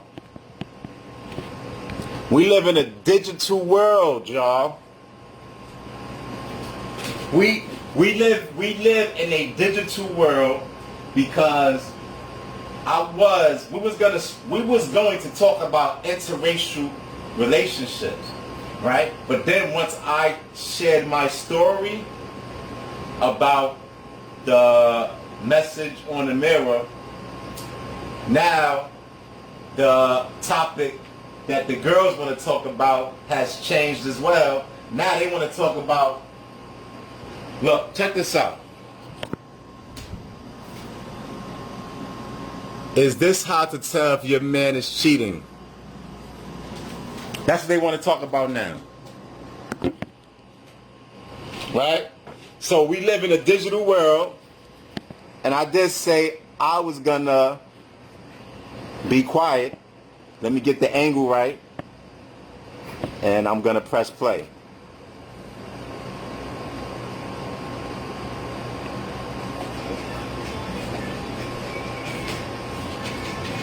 I hope everybody is doing okay out there. This is The Real. Welcome to it. Let's get into some girl chat.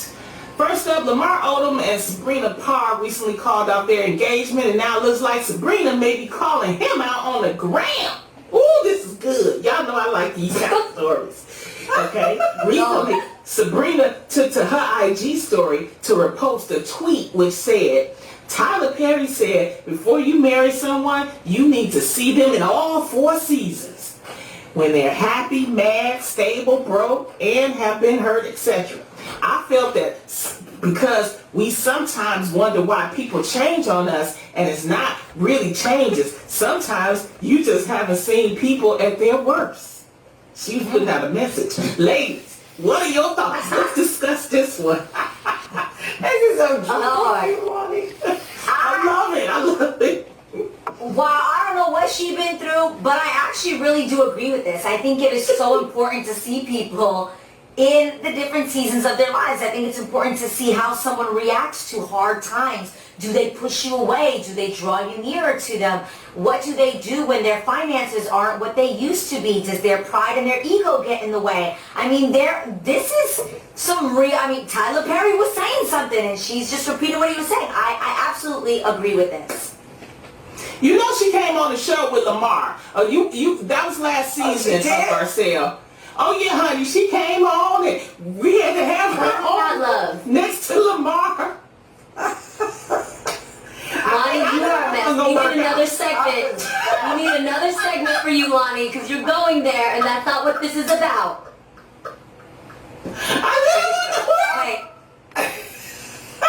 Listen, that's a lot, Lamar. App on on his phone that lets her know if he was watching porn? Okay, so where are we going to go with see that too? This girl chat right here? What season is that? Are we talking about speculating their relationship, or are we talking about 4 seasons and whether or not you should read somebody? I think they've been through a lot. I think they've been through a lot, and that's them. But what about you, Jeannie? Have you seen a man in his 4 seasons? Have you seen Jeezy in the 4 seasons prior to marrying him? You seen him hurt? Okay, so I'm going to tell you this. I would have been where you were. I would have been where you were, Adrian, where I thought all 4 seasons would suffice. Ladies, now I understand what a pandemic means. And I just think you need to see somebody go through a pandemic. You will know if that person is meant for you. This pandemic trumps any 4 seasons a human being could go through. And not just because it's what you go through. Of course, loss of your job. I want to see how you are when toilet paper is at an all-time low. I want to see how you are when other people aren't following rules with complying to the mask regulations. I want to see what it's like when I can't see my family and I need some extra support at home. Like, the pandemic has opened up a whole nother realm of what a human being can be like. And I think I'm grateful for one thing. This pandemic has shown you who people really are. So if anything, use this pandemic wisely, guys, to clean out your clutter. Marie Kondo your life right now during this time. But do you think your man would act different? Do you think your man would act different if he was broke? Because that was one of the things specifically listed. When you see someone when they're broke, and I think specifically discussing men and ego. Well, it was listed there. I'm just bringing that up only because I think that, they say the number 1 reason why people divorce is due to financial stress. So I think it is important to see somebody go possibly through some hardship. It doesn't mean they're completely broke. That's not everyone's story. But to see someone experience some type of financial hardship, I do think that is somewhat of an important thing. Like, I look at my sister and Jared, her husband, and looking at their story and remembering that, although he is now a partner in his company and wildly successful, and so is my sister as an RN, I remember when they was broke together, splitting one slice of pizza. And I think that experience has strengthened them now as a couple. Now, even though they are flourishing and they are financially doing really well, there is something to be said of seeing somebody in that different time. Got it. Yes, but I have been with somebody when I saw their darkest financial time, and I saw how difficult it was for them, and they weren't the best example of a human being. But me then, I forgave it, because I imagined, wow, when you're financially stressed, this is how you are, and I don't fault you for it, because I can't imagine, as a man, as a provider, I made all these excuses. Now, during a pandemic, what I learned that actually is greater of a concern to me than your financial woe is how you treat your community, your family, the rest of the people around you when we are in a time of fear and uncertainty. Because I need you to be on point. I need you to be stable. I need you to be consistent. And so financial woes, I can actually handle that. That's not a stress to me. Seeing somebody through a pandemic is making or breaking for me how they are as like a lifetime partner. No, I absolutely can see you, Jeannie, as not being concerned during that. But what if the person is not, like you said, you've been in a situation where somebody wasn't the greatest human being. Like, how does the other person on the other side of that deal with that? Do you get what I'm saying? Like, not saying that you would all of a sudden wall out or be like crazy, but I think that's really hard for some people. Maybe, Garcelle, you can speak into that too. If you've ever been with somebody and they go through financial issues and they turn into someone you don't even recognize, how do you deal with that?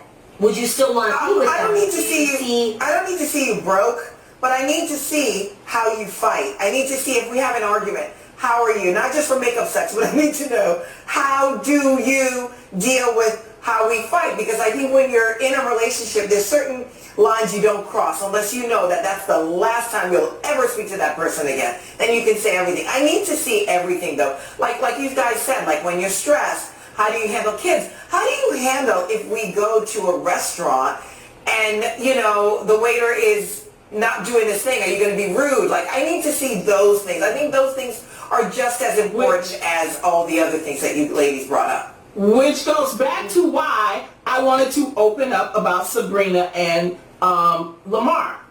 Lamar. You have to have a courtship. You have to have an engagement. You have to have time. And because of time, she saw him and he saw her. And evidently there's still some, and I'm saying when they came on here, you could tell that they had issues. That's why I made the comment. That they definitely, he still is working out issues. And you can't expect a person just to change overnight, especially with what he went through. He said somebody tried to kill him on the show. He said he felt like somebody tried to assassinate him at the brothel. Girl, that's why I brought it up, Marcel. That's why I brought it up. Yes. And I'm saying when somebody is saying that, they need some therapy. They need, and you just can't jump into a relationship and stuff. That's the only reason why I brought that whole. And let me just say this: as a single mother, I also need to see how you are with kids. I want to see if the kids are upset, they're throwing a tantrum. I need to see that side of you on how you handle that, because then I know if you really should be in my life. Yes, and to sum up, I think coming from Adrian, your perspective, I think what's more important for people is prioritize what are your main concerns that give you the standard of a partner. And what's your deal breakers? The 4 seasons of life didn't give me that. Pandemic really revealed things to me that I never thought I needed to consider. But if I put this pandemic in the line of, say, my past marriage, which I didn't have the experience of, I would have seen things way differently that would have led me to my decision a lot faster. All right. So, this is what we are going to do. We still got to get to another segment with the girls. It's called interracial dating. Before I get to that segment, I am going to finish with this, and then I'm going to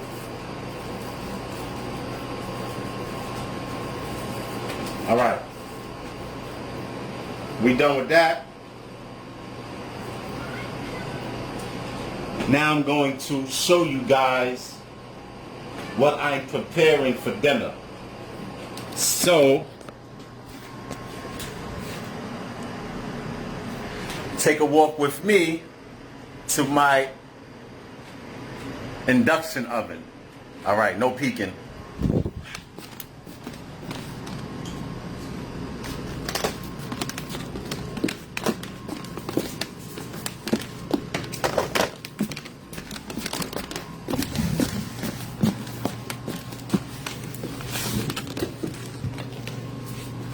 All right, now you can look.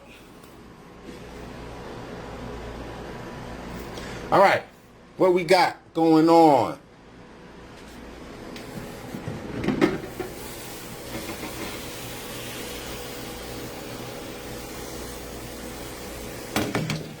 All right, so this is what we got today. We just have some turkey sausages, some Italian style turkey sausages from the meat section of the supermarket.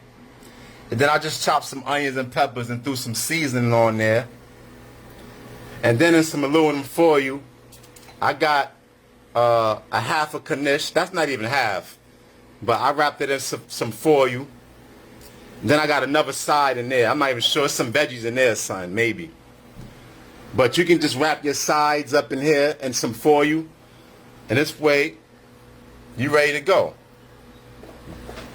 All right. This is what we're going to do. All right, no peeking.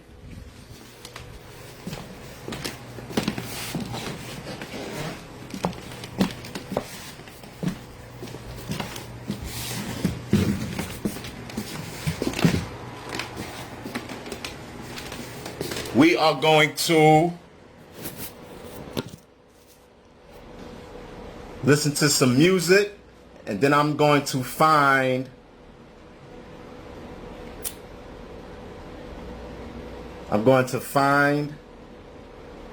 that segment on interracial relationships.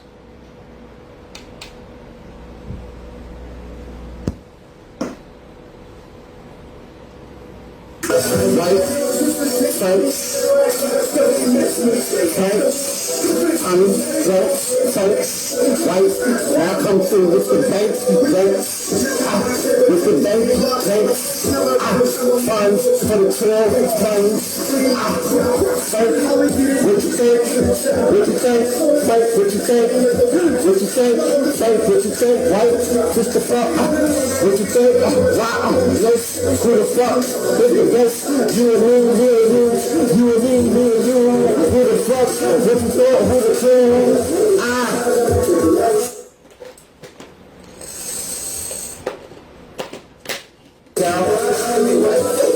Blank out, blank out, blank the fuck out, blank out, blank out, blank out, blank out, blank out niggas, blank out niggas, blank out figures, blank out, boys, blank the fuck out. I come through with the tape, I come through with the bank, I come through with the bank, I come through with the tape, I come through with Tommy Banks, Grace.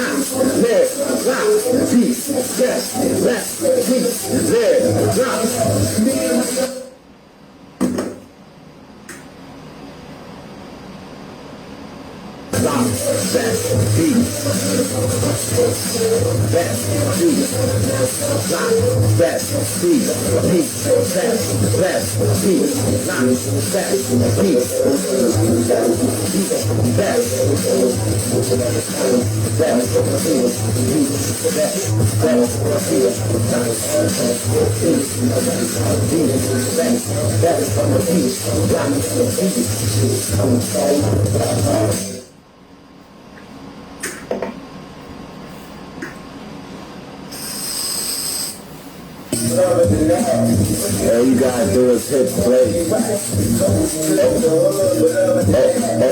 All you gotta do is hit play. All you gotta do is hit play. All you gotta do is hit play. All you gotta do is hit play.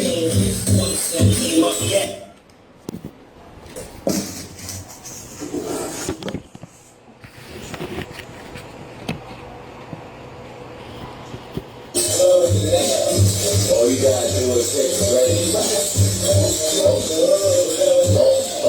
All you gotta do is hit play.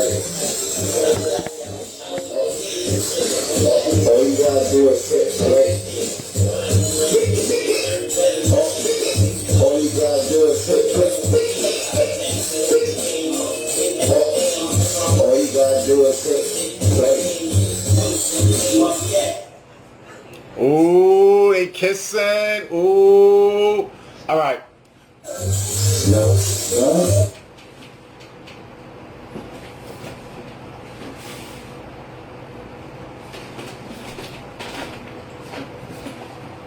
He was asked by extras.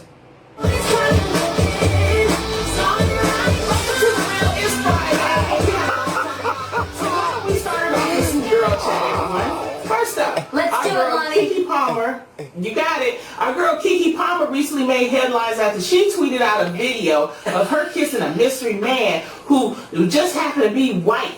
Following the tweet, Keke was met with some backlash from people over the possibility of her being in an interracial relationship. And in a recent interview, she was asked by extras Rachel Lindsay if she was surprised by the reaction. Keke said, I was and I wasn't. I think it's representative of the time. No matter who I'm friends with or who I date, that doesn't define or invalidate my blackness. Good for you, girl. What do you think about Keke's statement, ladies?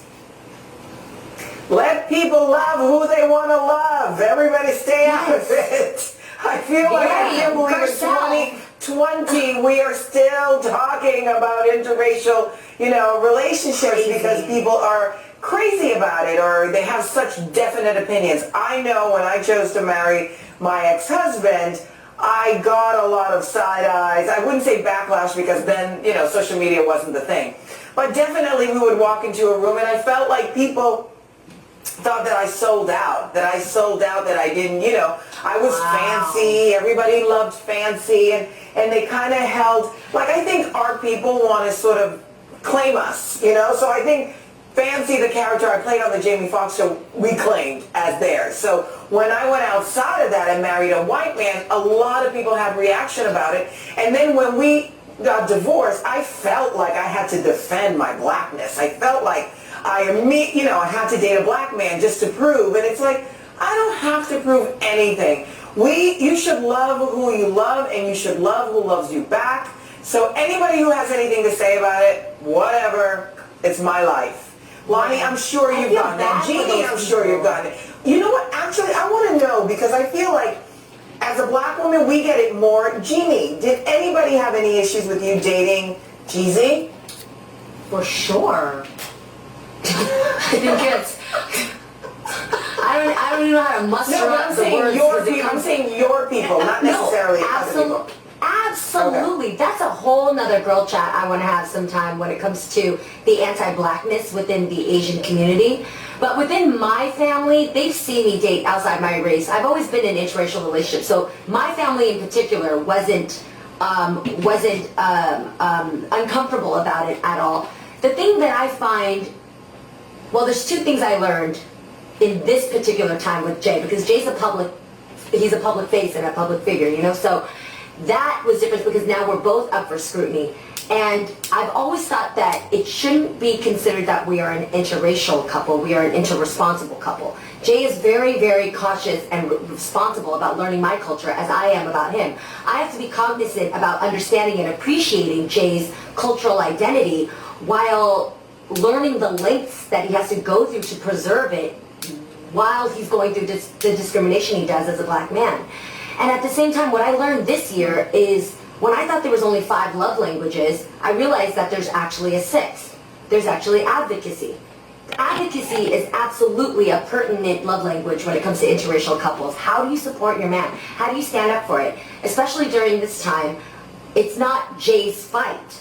Together, as a person who loves Jay and loves who he's about, I have to understand and learn and not speak, but really sit back and listen to understand what it is I need to learn about his experience as a black man and what his family goes through, what his kids go through. So I love that I have a man who is cognizant about the negative that we get.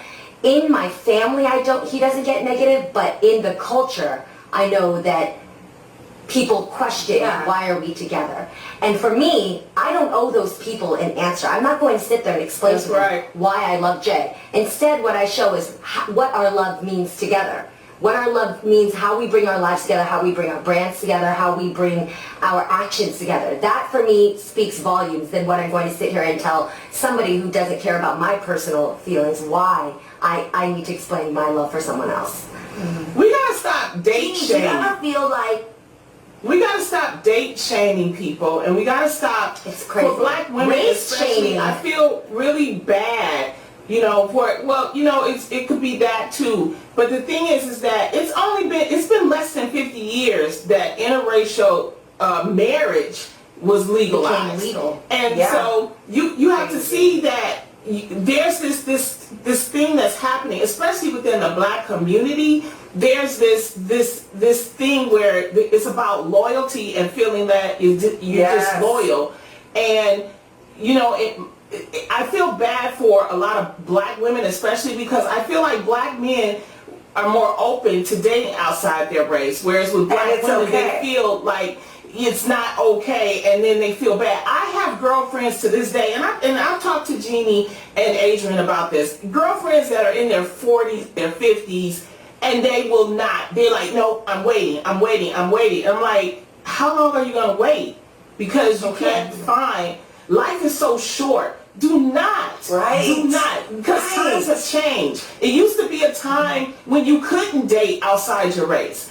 The reason why Martin Luther King and the civil rights workers, you know, not only did they want us to have equality and equity, they wanted us to be able to love the people that we wanted to love. And this is what happens when you're a melting pot of a country. You're going to have different people, and different people are going to find each other attractive and fall in love. Be modern. Don't sit here and then if you don't want to do it, fine. Don't do it. But don't shame somebody else because they're doing it. That's the part that gets me.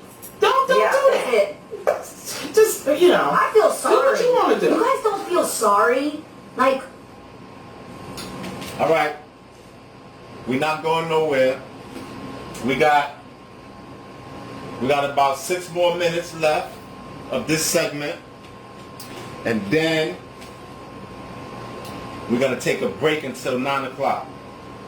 All right, I'm gonna play you guys a little bit more music. This is what we're doing. We coming here for some music. Tommy Grant's Franks.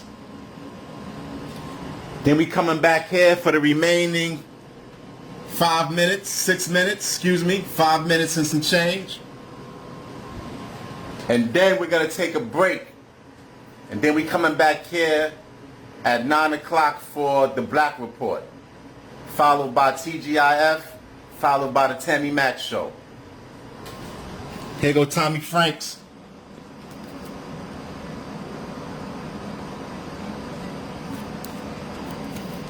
Every day is something new, every step I don't know how things got to where they are.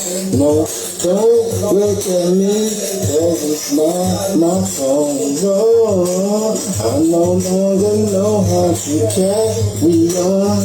Every day is something new, can we still hold on? No,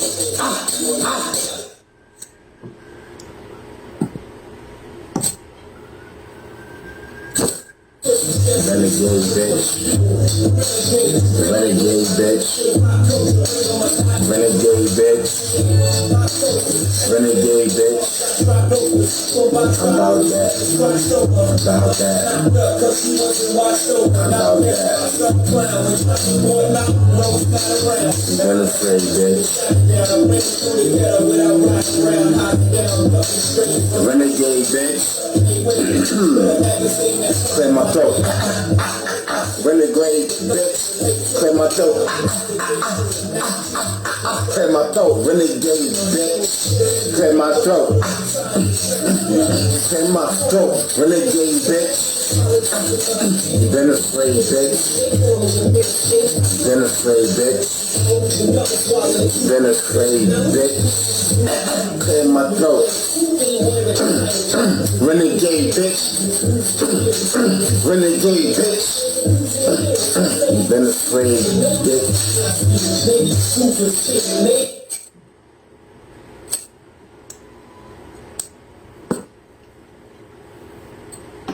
Fucking with us.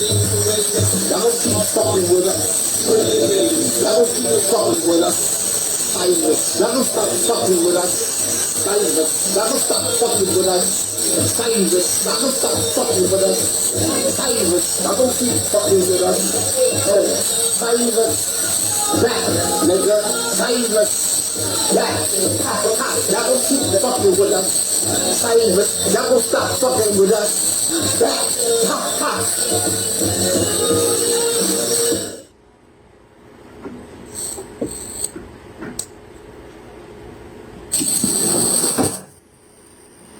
Time to go, time to flow, ever tell us how to do what you know. Might be time to go, time to flow, ever tell us how to do what you know. Might be time to go, time to flow, ever clever fella, do what you know. Time to jump out the window like G.I. Joe.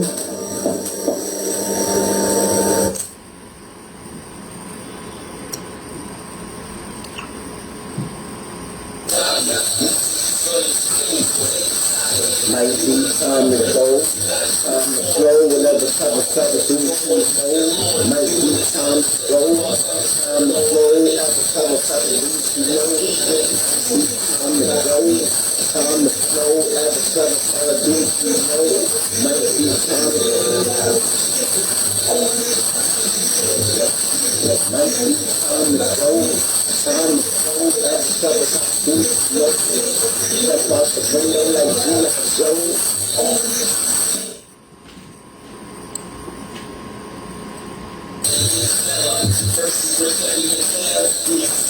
Might be time to go, time to flow, you know. Might be time to go,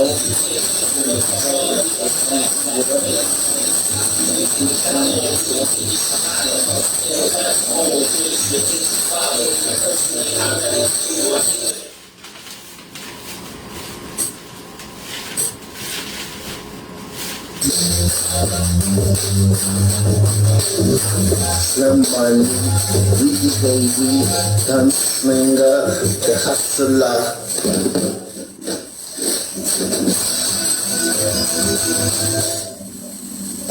Heaven and earth, all God needs and just that makes their reason. Well, next door even, M16 to Cleveland. 14 currency calculated. A lot of rules, but only the real alphas make it. If it's real, no blood gon' flow. I might tell you some shit, but not all I know. Slim money, greedy baby, gunslinger, the hustler. Slim money, greedy baby, gunslinger, the hustler, the ghost, the shadow, back. All right, so if you was watching earlier, today is my birthday, and I got some grub sent to me from a friend all the way in Charlotte. I'm in New York, so this is love. Thank you for my birthday present. That's a real friend for you. Shout out to my homie Ernest. Much love, baby, much love. It's not Ernest, it's Earthness, baby. Yes, Earthness. Let's go to his page one last time. We end here. We end here. Yes, sir. I like that. I like that money green shot. Hold on. I seen something.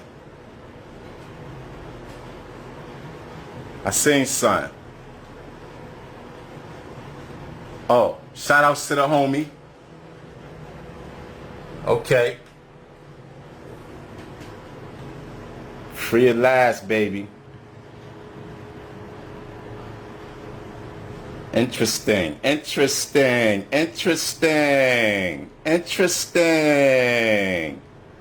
Yes. All right. Y'all see what's going on? Y'all see what's going on. In store soon, baby. In store soon. Earthness. Alright, back to the ladies.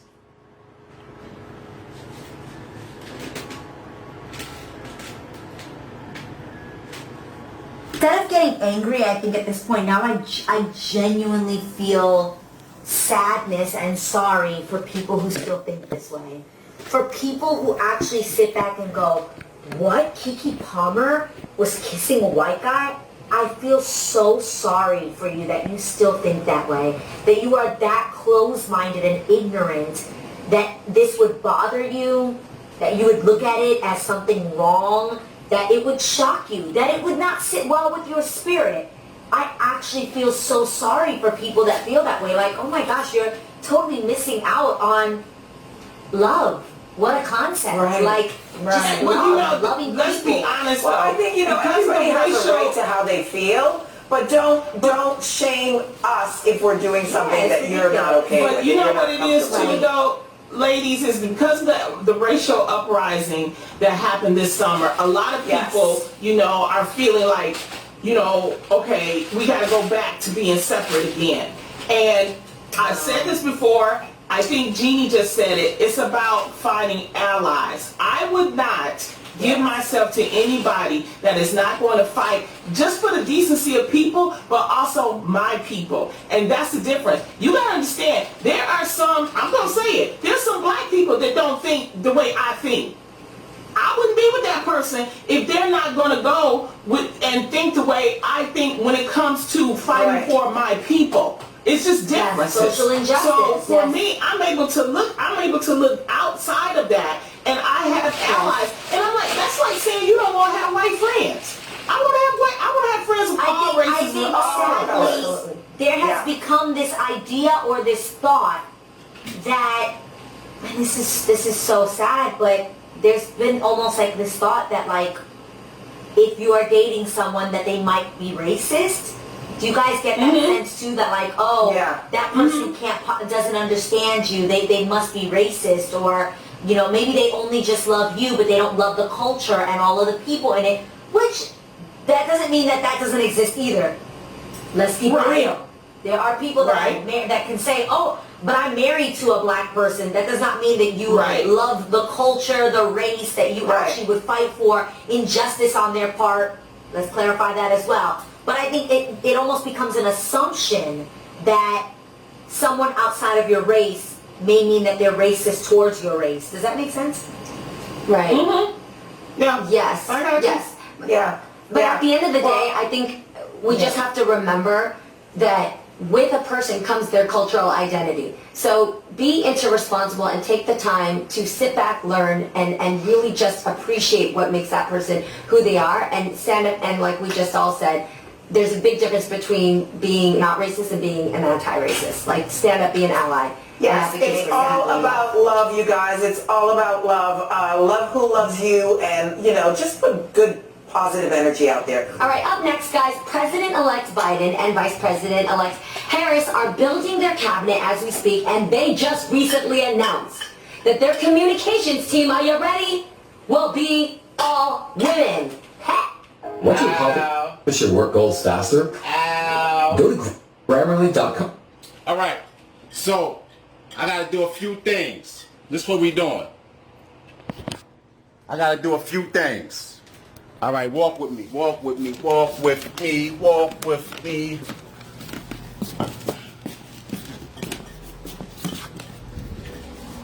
All right. All right, this is what we doing.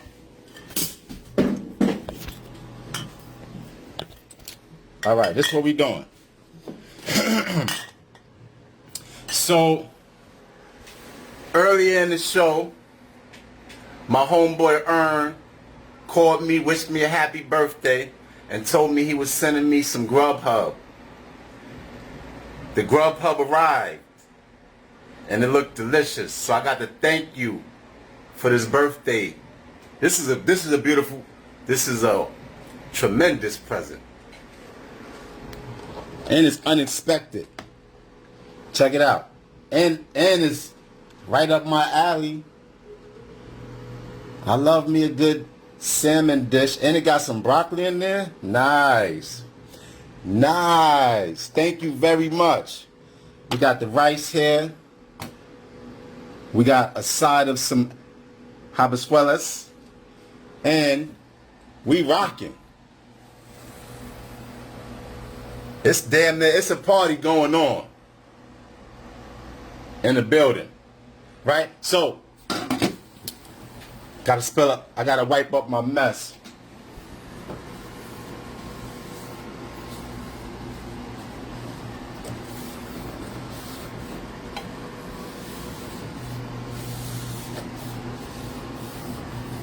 So this is what I'm gonna do. I'm wiping up my spill.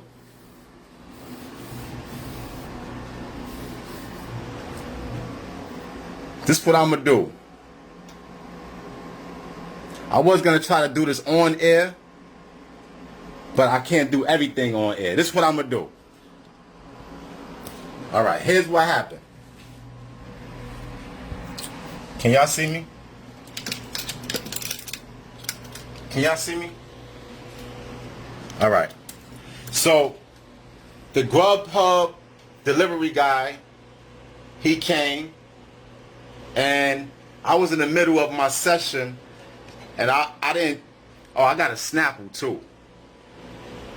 So Dan's a man hooked me up. But anyway, I was in the middle of my session, so I didn't tip the delivery guy. That's a no-no. And honestly, I don't even have no cash in my possession, but you can always be creative and tip. Right? I could have gave him these Heinekens right here. I'm not doing nothing with those. Right? So he might have not even accepted that. But I could have gave him something. So this is what I'm going to do. Because I got to make up for that. That was some bullshit.